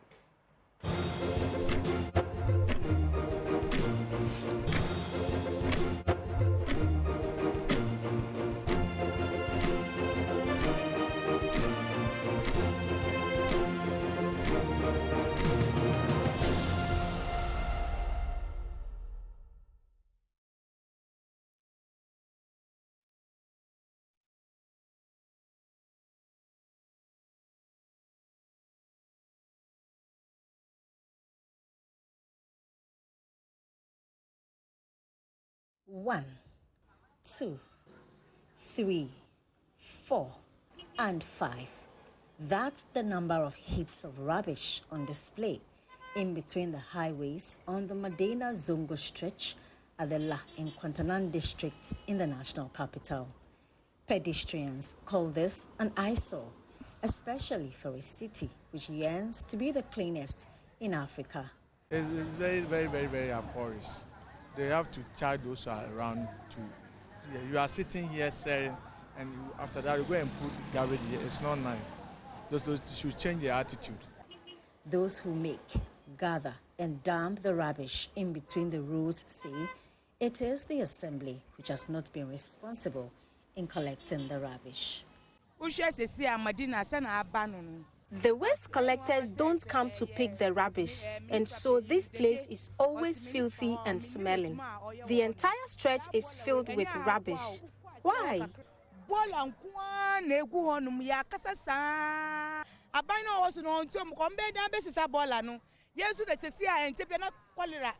This leads to cholera and malaria. Government should pay the collectors so they can do their work. I dare ask, is this the country we say will be the cleanest in Africa soon?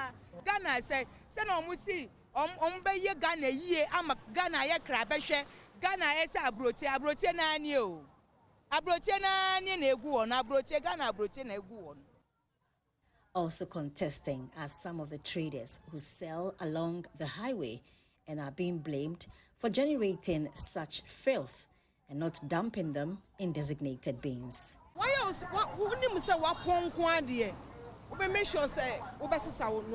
When we close from work, we collect all the rubbish we make. We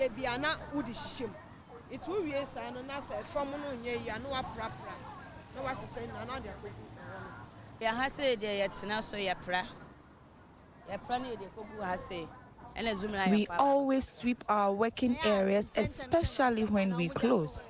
And the waste collectors come for the rubbish every morning, but today they are late. Fed up with the constant spectacle of rubbish littered all over the stretch, this regular user of the road proposes a solution.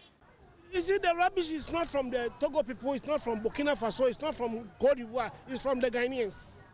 The ordinary man who is walking on the street, you see, you come and pick it today, tomorrow when you come and meet it again. So now what are you going to do? So this one, no, me, I don't put blame on the Zoom Lion, because the Zoom Lion, now no place they're supposed to put the dustbins. So they will tell the people, you put it on the middle of the road, so after another day they will come and pick it. So we will talk.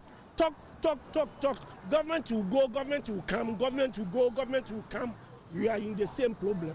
Frustrated about the regular sight of rubbish, this road user also struggles to recommend to journalists a lasting solution he believes would help keep the city clean. I don't know. We too, we are the cause, you see, so at least the assembly should at least give us a lot of these bins, rubbish bins, so that if anything we can dump inside instead of putting it on the ground.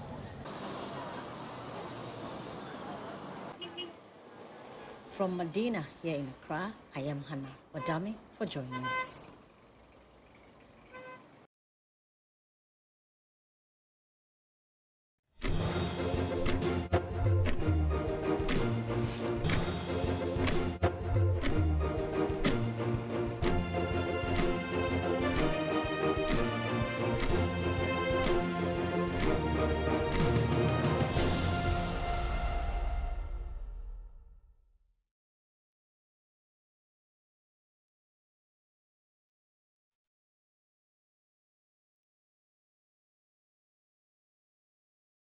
The Independence Square and the Independence Arch, a reminder of Ghana's freedom from her colonial masters.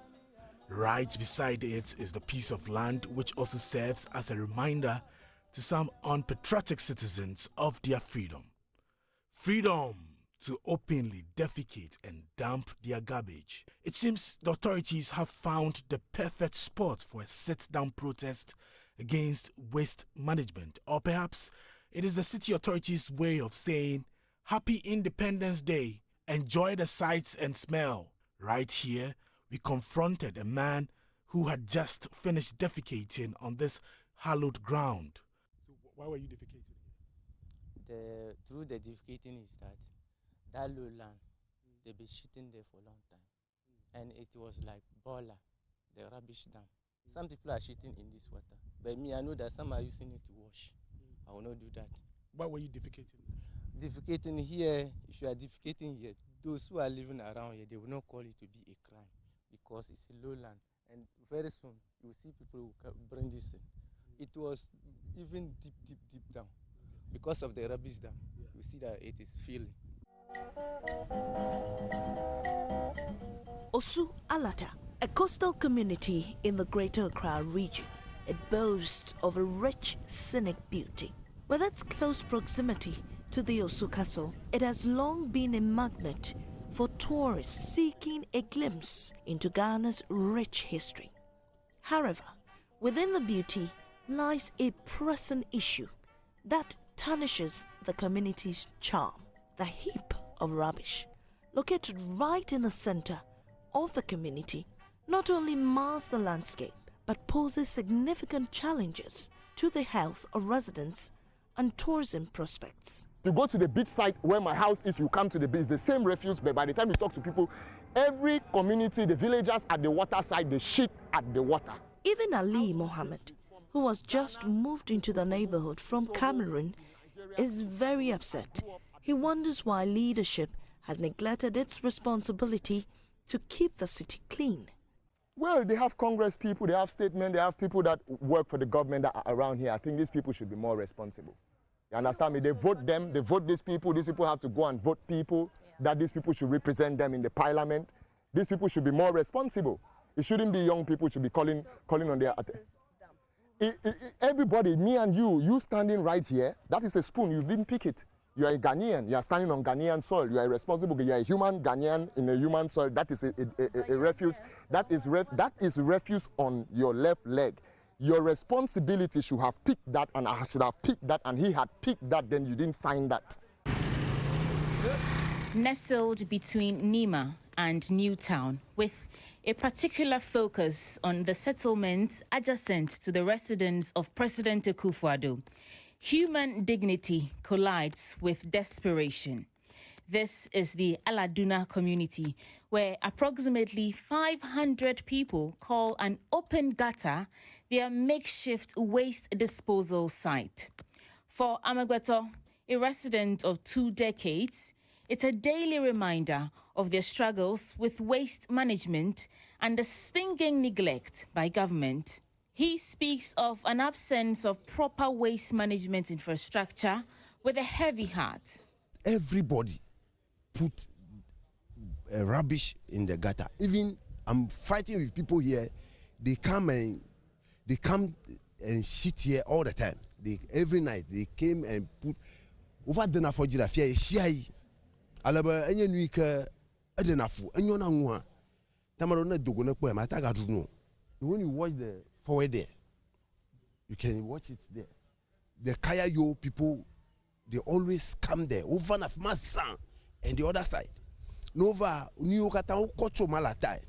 Their pampers, their everything, they dump it to the gutter there. They don't have any place to dump it. So they just put it inside. So for me to the Kukuna government, Ado Agbina Miap Nola Badi, the area man no be no saver, no jagbagba. But what the Belonu Akona Amuyokata area. Umaga globo yo hogalo sio. Nobo yo hogalo shia afudege.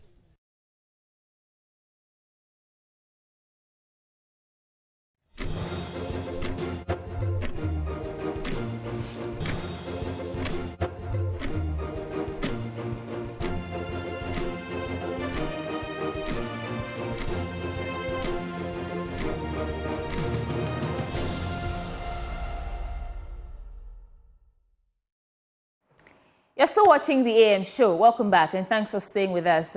It's a holiday, but we have to do this for God and country.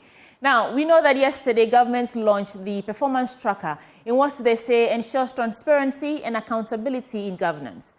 They say as of June 2023, over 13,000 projects across the 261 districts, across the 16 regions, and across the 28 ministries have been validated and updated on this platform. Joy News have been interrogating some of the highlights, and we've isolated the Agenda 111. So stay with me. Let me take you through some of our findings. Now, in 2021, President Akufo-Addo, when he launched this Agenda 111 initiative, he said that building hospitals will cost $12.8 million. Equipping the buildings so that they can function well will cost $4.8 million, which brings us to a total of $1.95 billion. But one hospital was supposed to cost about $17.6 million. But follow me, let's get through this thing. So now in 2022, on the back of his promises, 518 million Ghana cedis was allocated in the budget for this Agenda 111. In 2023, 206 million Ghana cedis was allocated. And the highest, which was seen this year, 2024, 687 million Ghana cedis have been allocated to Agenda 111, which brings us to a total of 1.4 billion Ghana cedis. But we know that we actually need more than this. We need about $2 billion. And so if you convert this figure into dollars, it's nowhere near the actual figure that we even need to execute this Agenda 111 project. Now, going forward, based on our checks, it turns out that, this is actually from the performance tracker. They are saying that on the performance tracker, the projects that have been uploaded on the tracker so far are 109 projects. Out of that, 88 of them are under constructed or under construction. 21 of these projects are not under construction. And 2 of these projects have not been included at all on this performance tracker app. Now, the rate of completion of the total project, based on our checks, is 36.29%. Out of all the projects that they have listed on the performance tracker app, they strike an average of, we stroke an average, but they have indicated individually on the percentage of completion for each of the projects. But our check revealed that if you strike an average, Agenda 111, as it stands, is just 36.29% completed. Let's go to the next slide now. Now, on the performance tracker, they say that 44.94% of projects have been completed. Next tracker. Next slide, please. So we're doing our checks still. We go to the various regions to see how these projects are being completed or the status of these buildings, these projects, projects so far. In Greater Accra region, out of the 17 projects that are listed under Agenda 111, only 12% have been completed. And, they cited lack of lands and so many other things as the reason why we have only 17 of these projects here in Accra. In Ashanti region, 18 of these projects were listed under Agenda 111, and it's only 60% rate of completion. In the Central region, we have 7 of these projects, and it's at 55.9% completion rate. In the Volta region, we have 8 projects listed under Agenda 111, and they're at 47.1% completion. In the Northern region, 9 projects, 39.9% completion. In the Eastern region, 8 projects, 48.02% completion. And this data is coming from the performance tracker that was launched yesterday. That's it for the Agenda 111. So we are just basically trying to assess what government is saying or portraying on this performance tracker as against the real situation on the ground. But this is only for Agenda 111. My colleague Kojo Nyako has been also doing his own investigation on One District, One Factory, 1D1F as it's popularly known. And he's joining me now on phone to give us more insights into what he's finding, or he's on Zoom instead. So, Kojo Nyako, thank you for joining us. What have your checks revealed so far on One District, One Factory?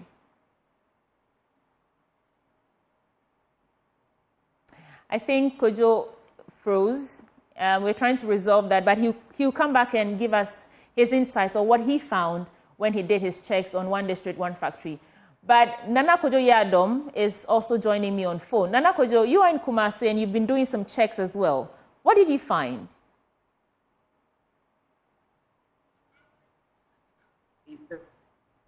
Well, sweetie, we've done our independent checks in the Ashanti region. When you come to the Ashanti region for Agenda 111, there are 18 projects under this project by government.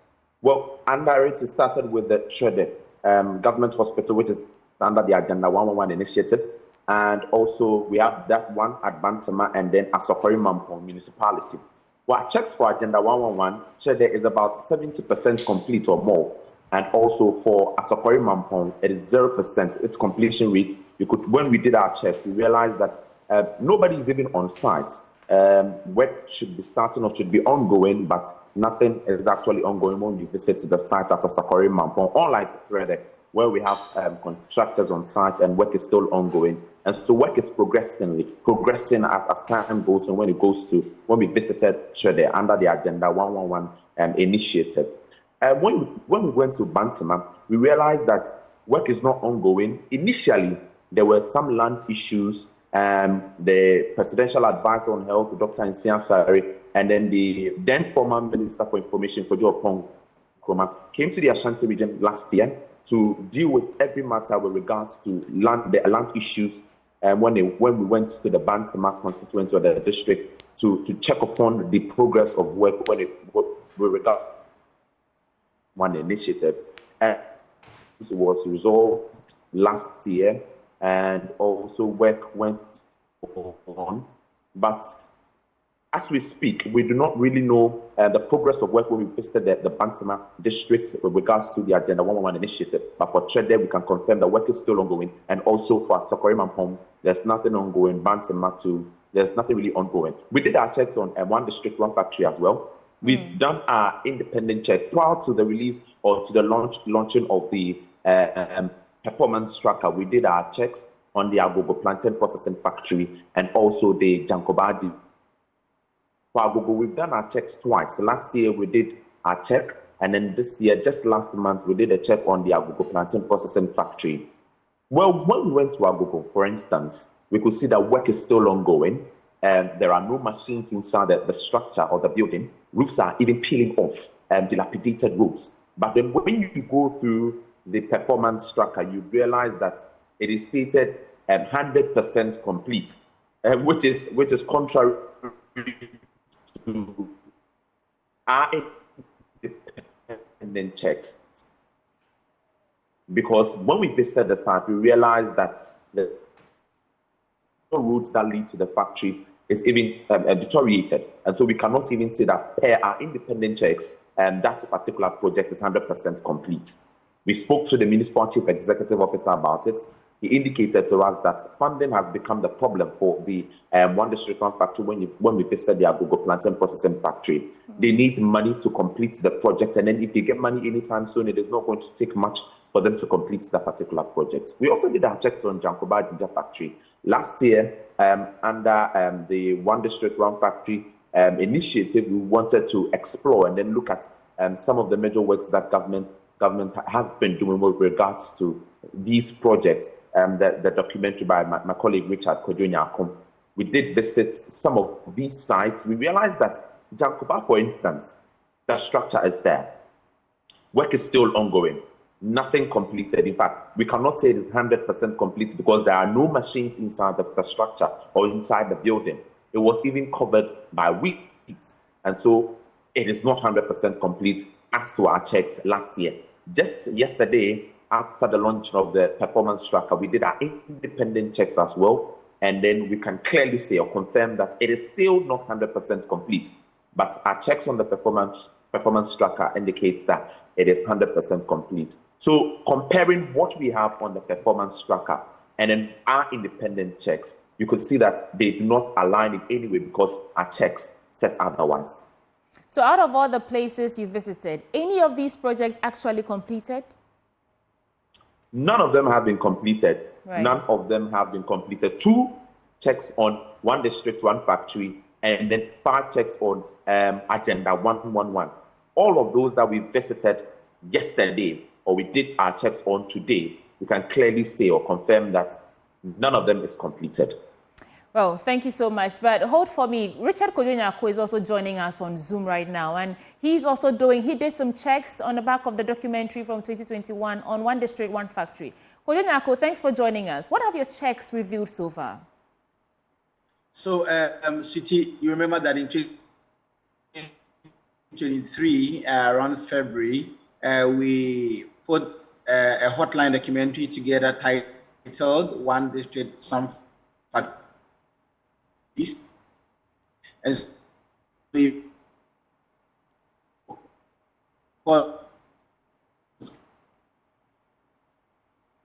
I think, if you can hear me, we lost the first bit of your submission. I think Kojo-Nyarko is having some challenges with his network. We'll go back to him later. But we have on the phone joining me now is Bande. So Mustafa Bande joins me on phone now. Mustafa, thanks for joining us. Have you been following the activities of the government, New Patriotic Party and the launch of this performance tracker and our checks so far? What are your views? Thank you very much. I have been following, but I got somehow very disinterested in it because it's full of jokes and it just demonstrates the lack of preparedness to be responsible in government. And again, it also demonstrates the fact that the government does not even know what the plight of the people are.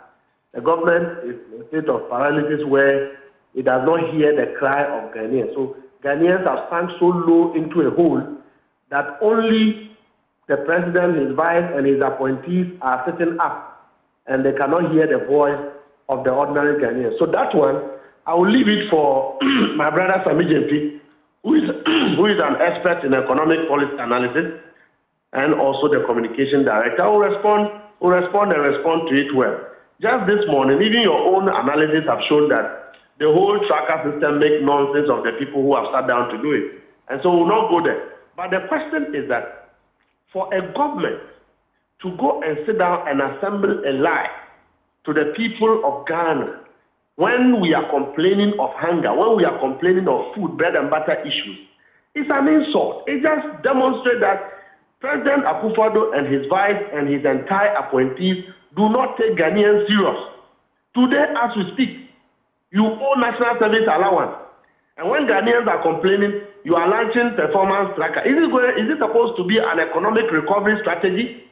Or is it supposed to be a job substitute, a job provision tracker? I mean, will they add the dams to the tracker? The dams that they have chopped the money that they didn't construct, will they add it to the tracker? The project that we did in Ashanti region, yesterday I was asking the Ashanti regional minister, are you not ashamed mentioning court complex as an achievement of central government? Because the judiciary is an independent entity that has its own budget.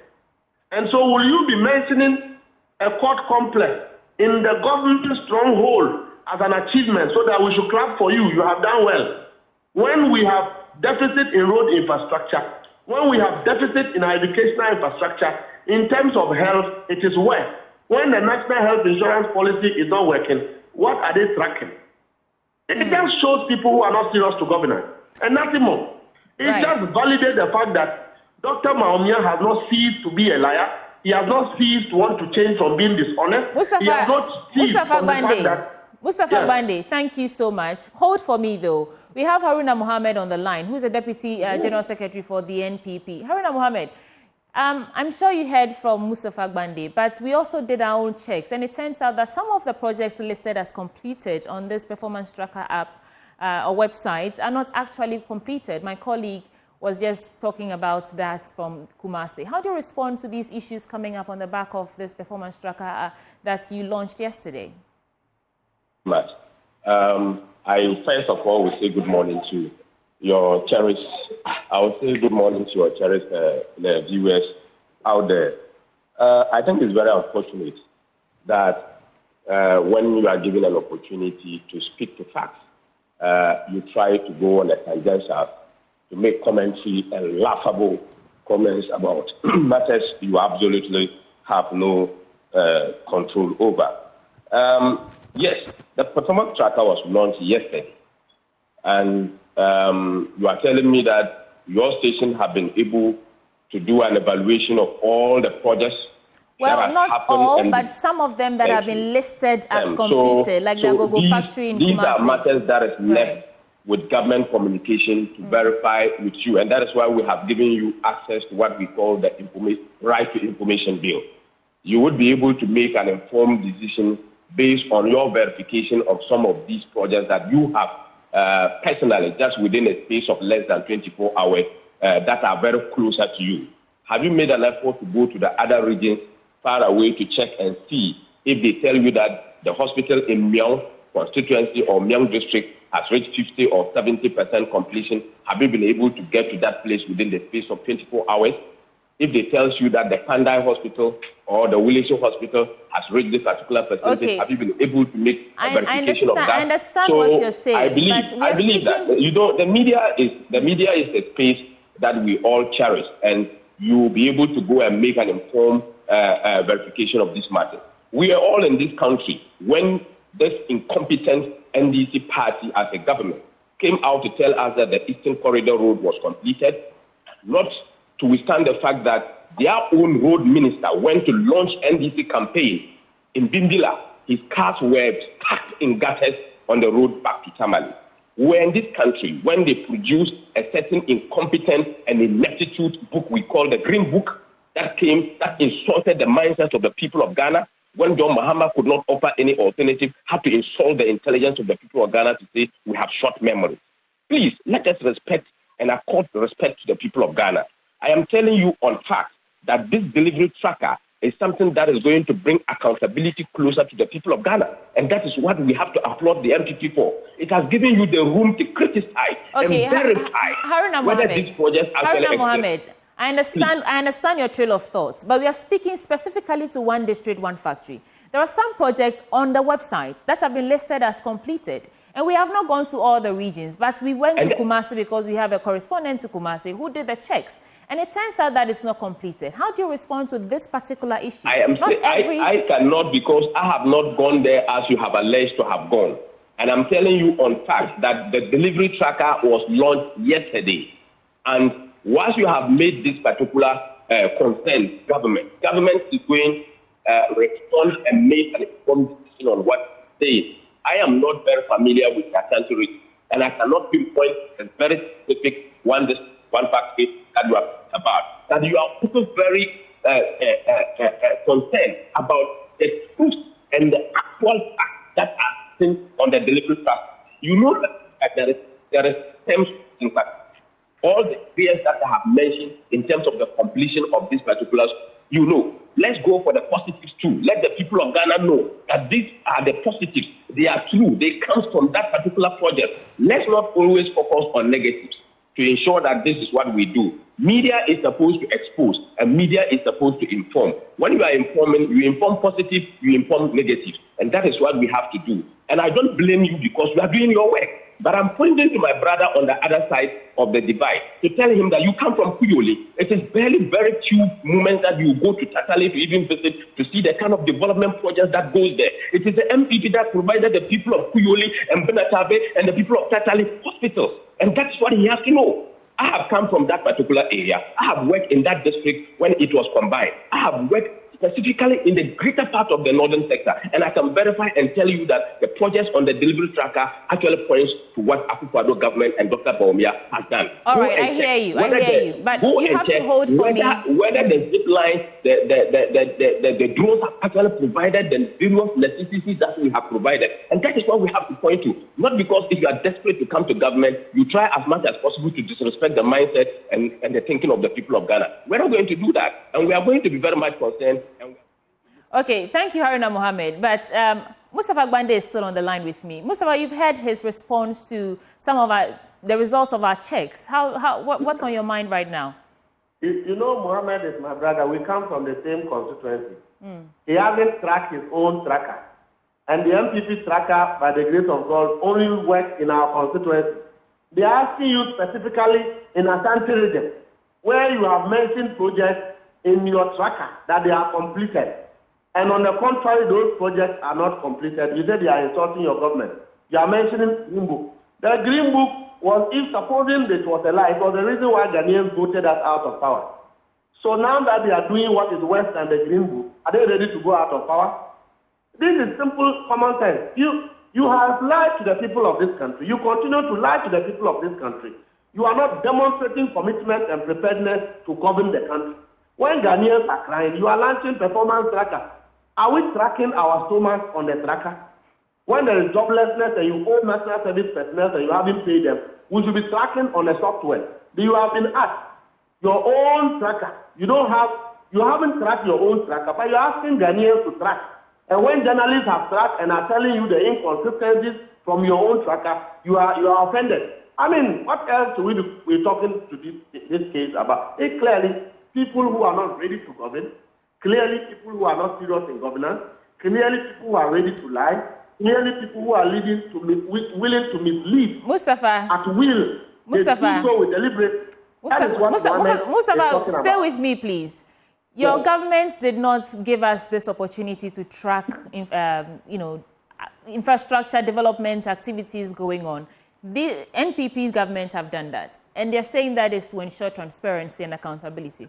Regardless of the inconsistency, the inconsistency is not lost on us. But wouldn't you say this is a step in the right direction so we can all see where it's going, with where our monies are going? Our way of accountability is a testimony of the people. The people living in my village will testify whether this government has performed or not. The people in Ashanti region will testify whether this government has performed or not.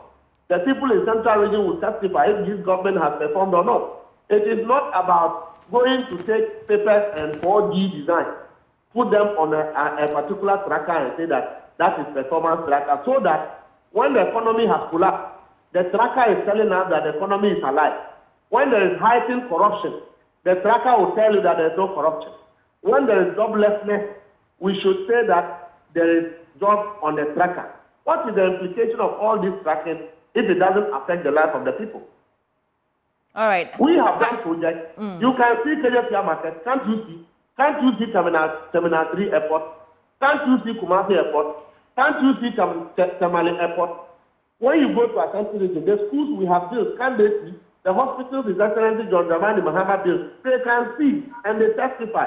The only boast of the NPP government in Ashanti region was the establishment of children's ward in Komponaja City Hospital by the First Lady and building of a court complex. Does court complex provide jobs? Okay, Is that what so I have to want from this government? Mustafa, I hear you. I have to bring in Haruna back.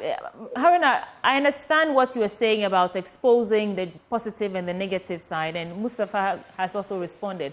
But specifically, what do you hope to achieve by launching this? You heard him say that there are more critical issues in the country, like unemployment and the rest. What do you hope to achieve by launching this performance tracker? Yes, before I respond directly to you, let me state this very categorically. It's a lie that the NDC has built an airport in Kumasi. The NDC has not. You have to point to him that it is the MPP that has built an airport in Kumasi, and that airport is being considered now for it to be open as an international airport to the good people of Ghana, and this is a fact. Let me also indicate that in Tamale, we will check though, but you go. Airport. Let me say it again. The NDC has not built airport in Tamale. The NDC did a runway in the space airport project. We give them that credit, even though there was cost overrun.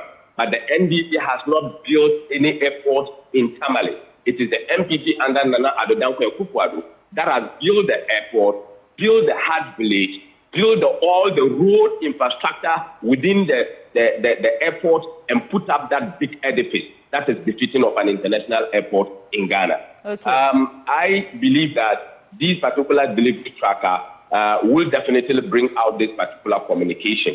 And this is going on to strengthen the fact that the MPP has always believed in transparency. We accept the criticisms that will come in that are very positive for us to look at it and be able to work on them. Whilst we are looking at this particular matter, it is also evident that if we say we have delivered on ambulances it is very verifiable that people will be able to see them. If you tell you that we have been able to deliver on this particular drone system, it is very verifiable for you to see that. If you say in education system we have been able to do these 10 STEM schools, 5 have been completed, 5 are ongoing, these matters can also be verified. We welcome all the matters that the media will be able to look at and tell us in our face. We are not angels. We have not brought heaven, but we accept positive criticism that will help to change the mindsets of the people of Ghana. But, Haruna, and we will never on any day attack the media on any matter that you are going to bring up. We will only point out that this is the truth. Let's all go in this particular direction. If it is that we have to accept that this thing is not done well, the MPP party and government is not afraid to do that. Media will continue to be our friends and we welcome all the criticisms that you are going to bring. Notwithstanding that fact, the delivery tractor is one of its kind. That the MPP government has brought transparency, accountability to the doorstep of the people of Ghana, and we are going to do more as we continue to seek the mandate of the people. It's a social contract, and we have to improve on that particular social contract. Please launch something like this, a delivery tracker. That's my final question to you. Haruna Mohammed, is this the first time that the NPP has launched something like this? No, the MPP as a party, we did what we call a delivery tracker on our manifesto. You know, we first launched a tracker that was going to assess or that assessed our manifesto in terms of promise per promise. You remember, Dr. Alhaji Mahmoud Bawumia, the incoming president of the Republic of Ghana, did champion this particular process, and the media had the opportunity to critique all that we did in that particular delivery tracker in terms of clarifying on the deliverables on our manifesto. This was not on the deliverables of the entire government machinery, but specifically on the manifesto of the MPP. This one encompasses all the deliverables that we have done. That only seeks to represent the government mouthpiece in terms of what the government has done in its entirety. Remember, in the first tracker we did, we could not go and be mentioning 6-unit classroom block and here and there. But these were specific matters that we were mentioning in terms of the promises that we gave to the people of Ghana. We assessed ourselves, the media also assessed us. Eventually, the Ghanaian people voted for us and gave us the mandate to rule again in the 2020 elections. And this time around, government in its whole has come out with a big program that seeks to let the good people of Ghana understand that these are the deliverables that we have done. These are the percentages of completions of those particular areas. And we seek to do more for the good people of Ghana. So it's not the first time, but this is the biggest of all that we bring transparency closer to the people of Ghana. All right. Thank you so much, Haruna Mohammed. Mustafa Gbande, if you are still with me, I'll take your final thoughts and then I can go to Nana Boakye Adom. Yeah, thank you very much. I think conclusively, the MPP believes that the current nature and form of their performance tracker will retain them in government. But we are reminding them that the hardship, corruption, insincerity, and dishonesty, the lack of seriousness and commitment on the part of this government towards the circumstances and the plight of the people of Ghana will reflect going forward into the election. Again, what will affect this government is the fact that they are claiming to things they have not done, contrary to the reality. If a powerful media outfit like multimedia have done checks, cross-checks of your own tracking device and found out that they are inconsistent, you say you are not attacking media, but you are telling them that they are lying on the face of evidence. All these things will play out. Ghanaians will remind this government of the fact that they have collapsed the economy. Ghanaians will remind this government of the fact that when they came in government, 18 of milk was 80 pesos, and today it is 8 cedis. Ghanaians will remind them. Ghanaians will remind Mohammed and his government that when his vice president public said he has built dams, they have refused to add those dams in their own performance trackers because they know that it is a lie. We will leave it here. The rest is a job on the ground. When we go to the ground, we will ask the people of Ghana whether they have seen the project. whether or not their performance tracker have put food on the table of Ghanaians, whether or not their performance Right, tracker so have phase brought one about was an under improvement in our NDC, healthcare. phase two. That is more important, and that is what the NDC will tell them.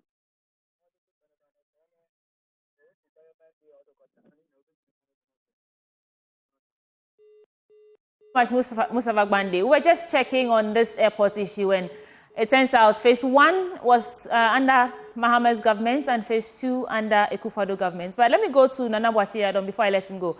Nana Boakye, what next are you going for your checks on these one district, one factory, and what's been listed on the performance tracker? Well, Sweetie, you know that when it comes to the one district, one factory, a number of them, there's one which was supposed to be completed at Nsuta. We have to do our independent checks on that. When I did my check on the performance tracker, it was indicated that it's completed. We have to do our independent checks on that factory at Nsuta. We'd also turn our attention to the Agenda 111, 18 projects under the Agenda 111 when you come to the Ashanti region. We've visited 4 of them, but we have to continue our checks at various sites to see the level of completion or the pace at which they are using to complete these projects. We have been monitoring the Swami Interchange project. I went through the tracker. I did not see anything related to the Swami Interchange project on the tracker, but we would have to do our independent checks as well on that and then find out why we do not have anything on the Swami Interchange on the performance tracker, because it was something that was really championed by the MPP when it comes to their project or their initiative that they intended to complete or to do in the Ashanti region. But come to think of it, after the launching of the performance tracker, we do not have anything on the Swami Interchange on the tracker, which is something that people are really questioning. And so we have to do our checks, both from government and then from the site as well, while we do our independent checks on the Agenda 111 and other one district, one factory projects. Well, thank you so much, Nana Boakye Adom from the Ashanti region, helping us fact check these Agenda 111 and other things that have been listed on this performance tracker. Thank you, Nana Boakye Adom. Okay. But Kojo Nyarko is back online. I want to bring him in so that he can also shed light on what his checks have revealed so far in terms of one district, one factory, as listed on the performance tracker. Kojo Nyarko, are you with me now? Yes, Sweetie, I'm here. Great. So what did you find from your checks on the back of that documentary in 2023, not 2021, as I earlier said? Okay, so the documentary was put together and it flagged government 1D1S project. And so we visited about 28 of such factories across the country. So we went to the Western region, Central region, part of Greater Accra, Eastern region, and the Ashanti region. So some of the places that we visited, Casa Gropa and the company that manufactures pastries and other things from the fresh root of potato. We also visited Petersfield and Rail Group. All of these are based in the Central region. Central Oil Mills located at Jokwa Infom. In fact, when yesterday the tracker was launched, I checked, and then the 3 of them that I have mentioned, they were all 100% complete.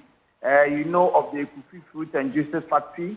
On the tracker, it's 100% complete. 1D1S Paper Company Limited, Leslie Company Limited at Nyamina Dom in Gomwa West District, 100% complete on the tracker. We have the PEP Cylinder Manufacturing Company Limited. You remember this factory that was facing some foreign competition with some Chinese company. And so when we did that documentary, the Ministry of Trade had to step in, and now so the last check that I did with them, they have been put under the cylinder recirculation model and it's functioning. But these factories that I have mentioned, even though they are 100% on the tracker, they have issues. For example, the Petersfield and Rail Group, a factory that is supposed to produce fruit juice from oranges, pineapple, and the others, they have issues. They have not operated. In fact, they have issues with the financing of that particular company. And about 2 weeks ago, Exim Bank Limited wanted to take over the factory because they said that the company is unable to pay them. In fact, the company says that we have not produced. We needed money to commercialize the project, and you have not given us any money to do that, and so we are unable to pay. As I speak with you now, my check with Casa Gropa indicates that they are in court with their financiers because of the same issue. After the inauguration of the factory by the president, Casa Grouper has not really produced anything or did not start a commercial production, but their financiers are on their neck. They want the money because you know that the agreement, they gave them some duration for them to pay the money, but they said that they have not produced, and so they were unable to give them any amount of money. They requested money from Exim Bank, and Exim Bank has not given them any money. So in all of these, you may see on the tracker that they are 100% complete, but a lot of them are not functioning. They are not producing anything. Even though they are factory, you can see the buildings that are there, but these factories are not working. And so these are the checks that I ran on some of the factories that we featured on the One District, One Factory documentary that we did. And we are still following up on more of those things. You know, in the Ashanti region, Nana Boakye has already indicated some of the factories that we featured in the documentary. Even though you see that these buildings are there, but I mean, some of them are even rotting away, the roofs are given away and all of that. And so that is by way of the track as far as the One District, One Factory is concerned. Right. Thank you so much, Richard Kojunya, who is assistant editor here at Joy News. And trust Joy News to punch loopholes where necessary in campaign activities, especially leading up to elections 2024. We spoke to the two deputy general secretaries of the two major political parties. We spoke to Nana Boakye from Kumasi, all on probing what this performance tracker is purporting and what the real situation is on ground. Up next, we have our Citizens Microphone. Today, we find out how some businesses are coping with this erratic power supply situation. Take a look.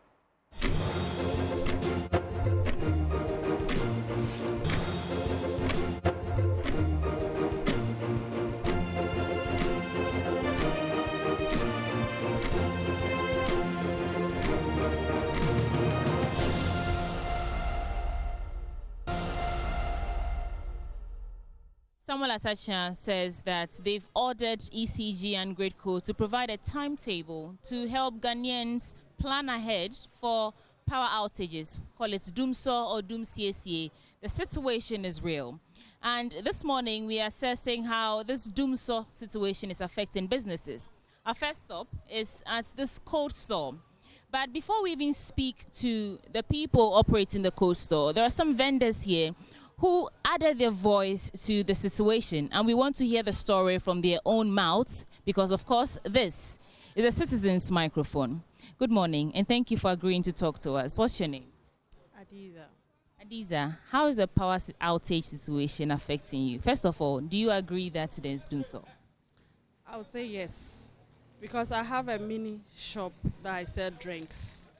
So it's mostly at night. Around 7:38, that's where the light goes off. So we mostly leave before the light comes. Yes. And sometimes we do have food stuffs. For me, because it's the Ramadan, I cook for people in my house and the environment.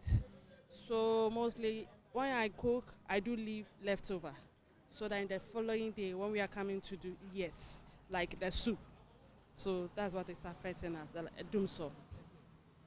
When was the last time you had 1 week without any light off?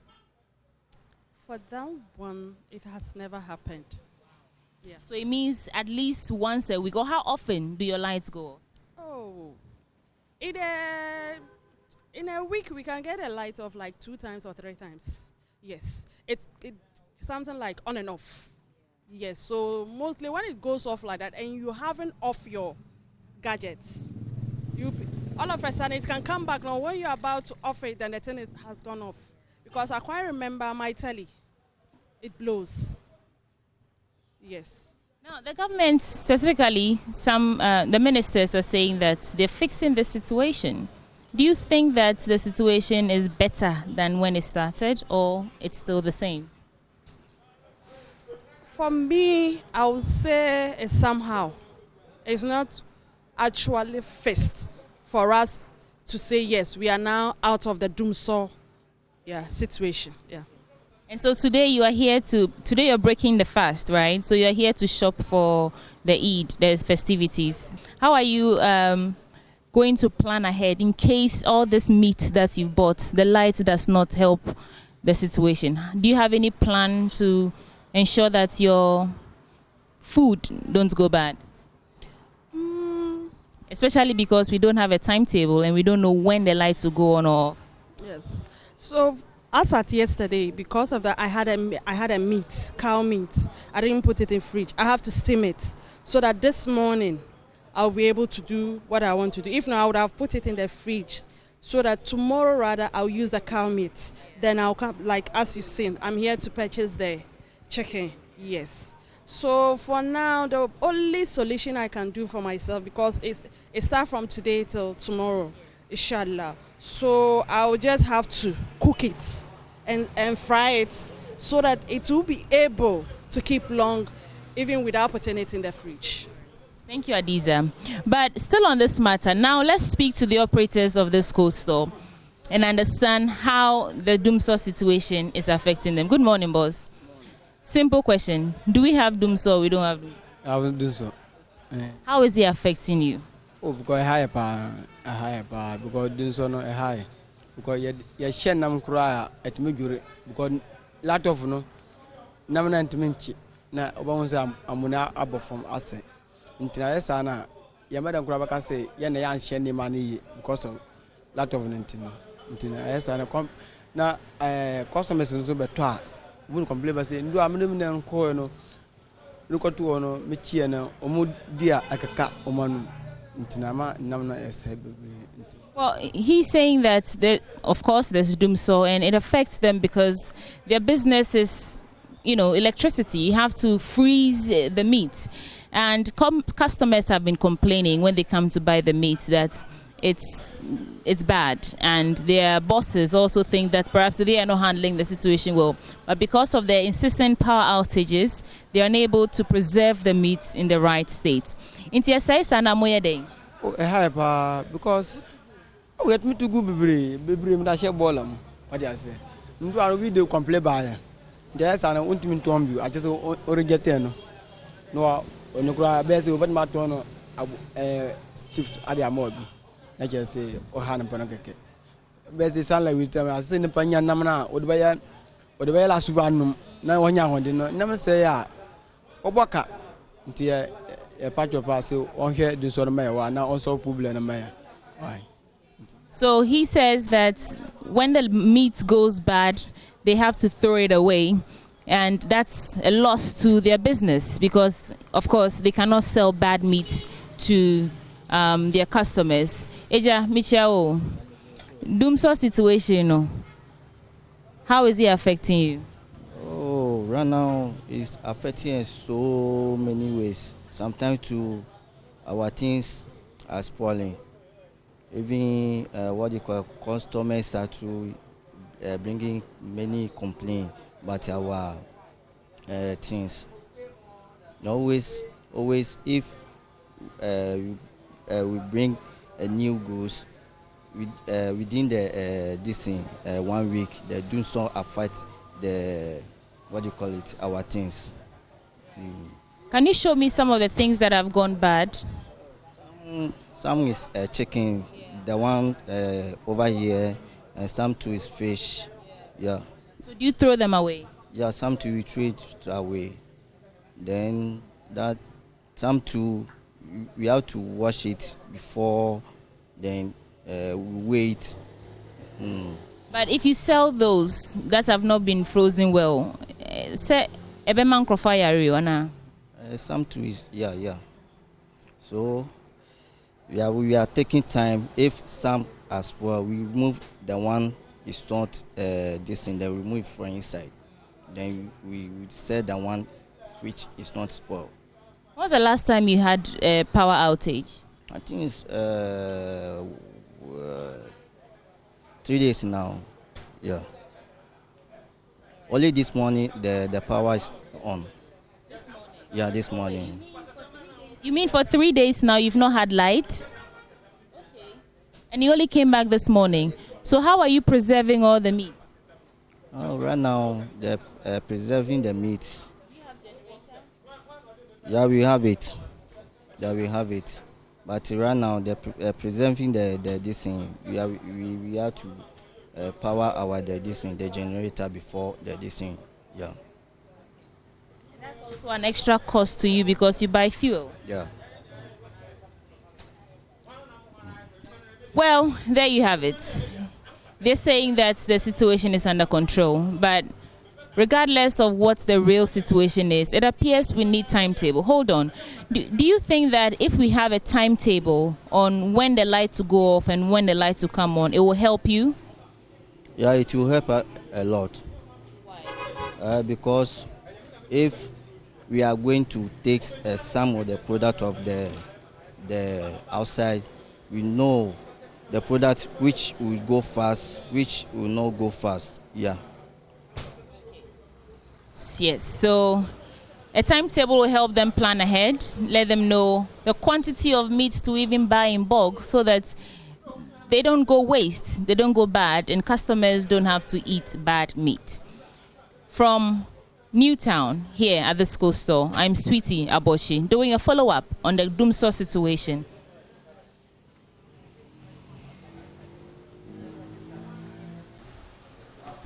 Our next stop on assessing how this Dumso or Dumsiesie issue is affecting businesses, and we are in Newtown. Here at this printing press, we're coming to speak with Gifty, who has a lot of things to say about how this Dumso situation is affecting not only the business, her life as an individual, and her finances.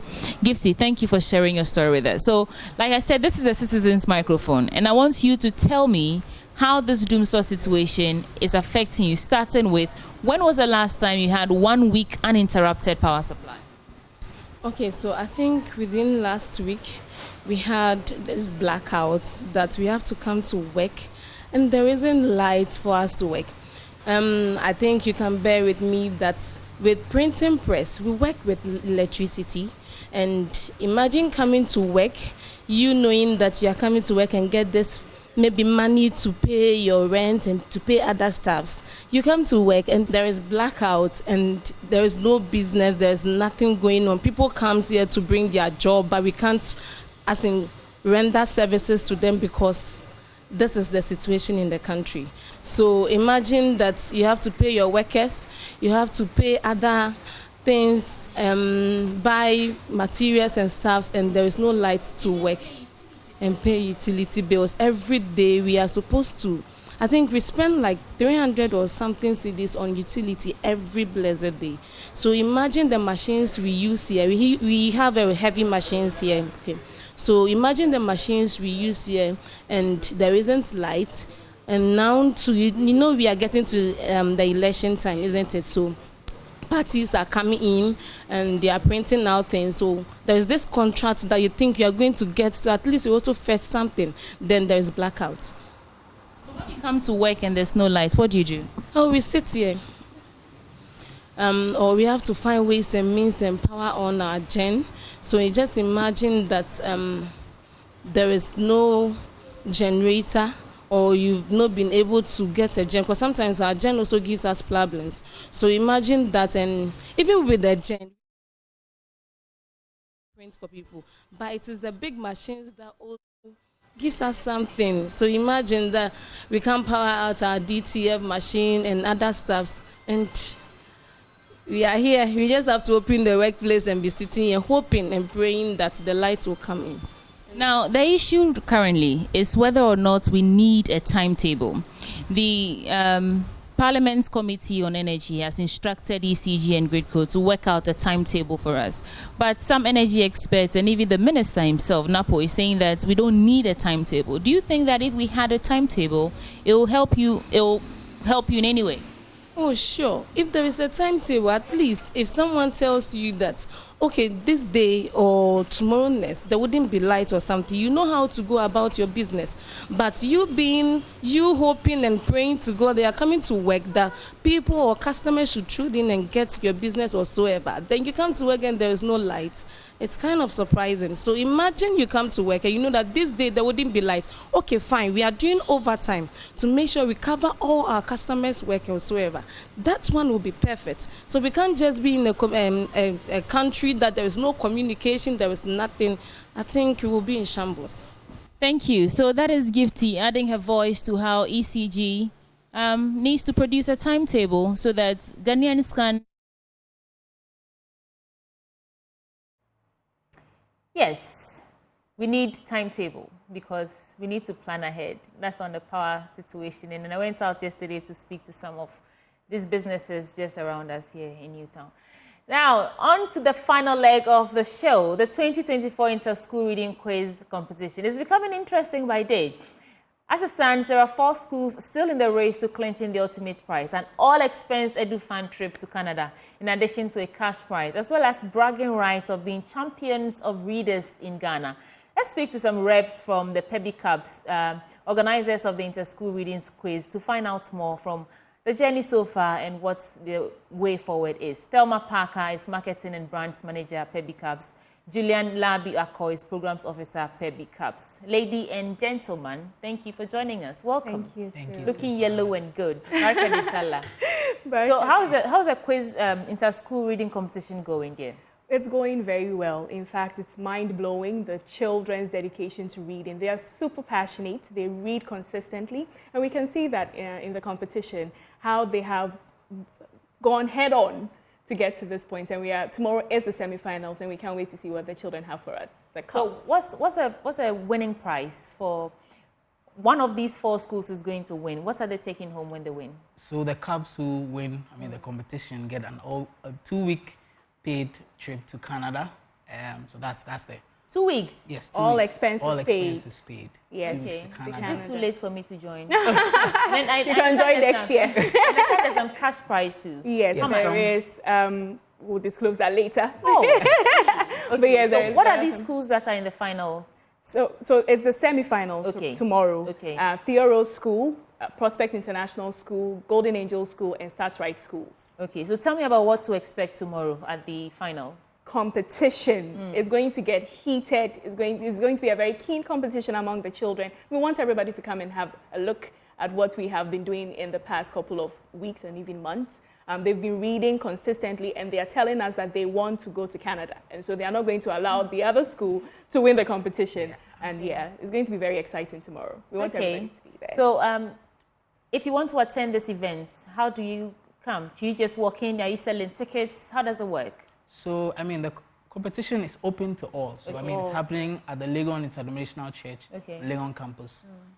Then you can come. Is it free? Oh, yes. Yes. Free. So there are no tickets for no tickets with regards to the quiz. No. Okay. No. Thank you.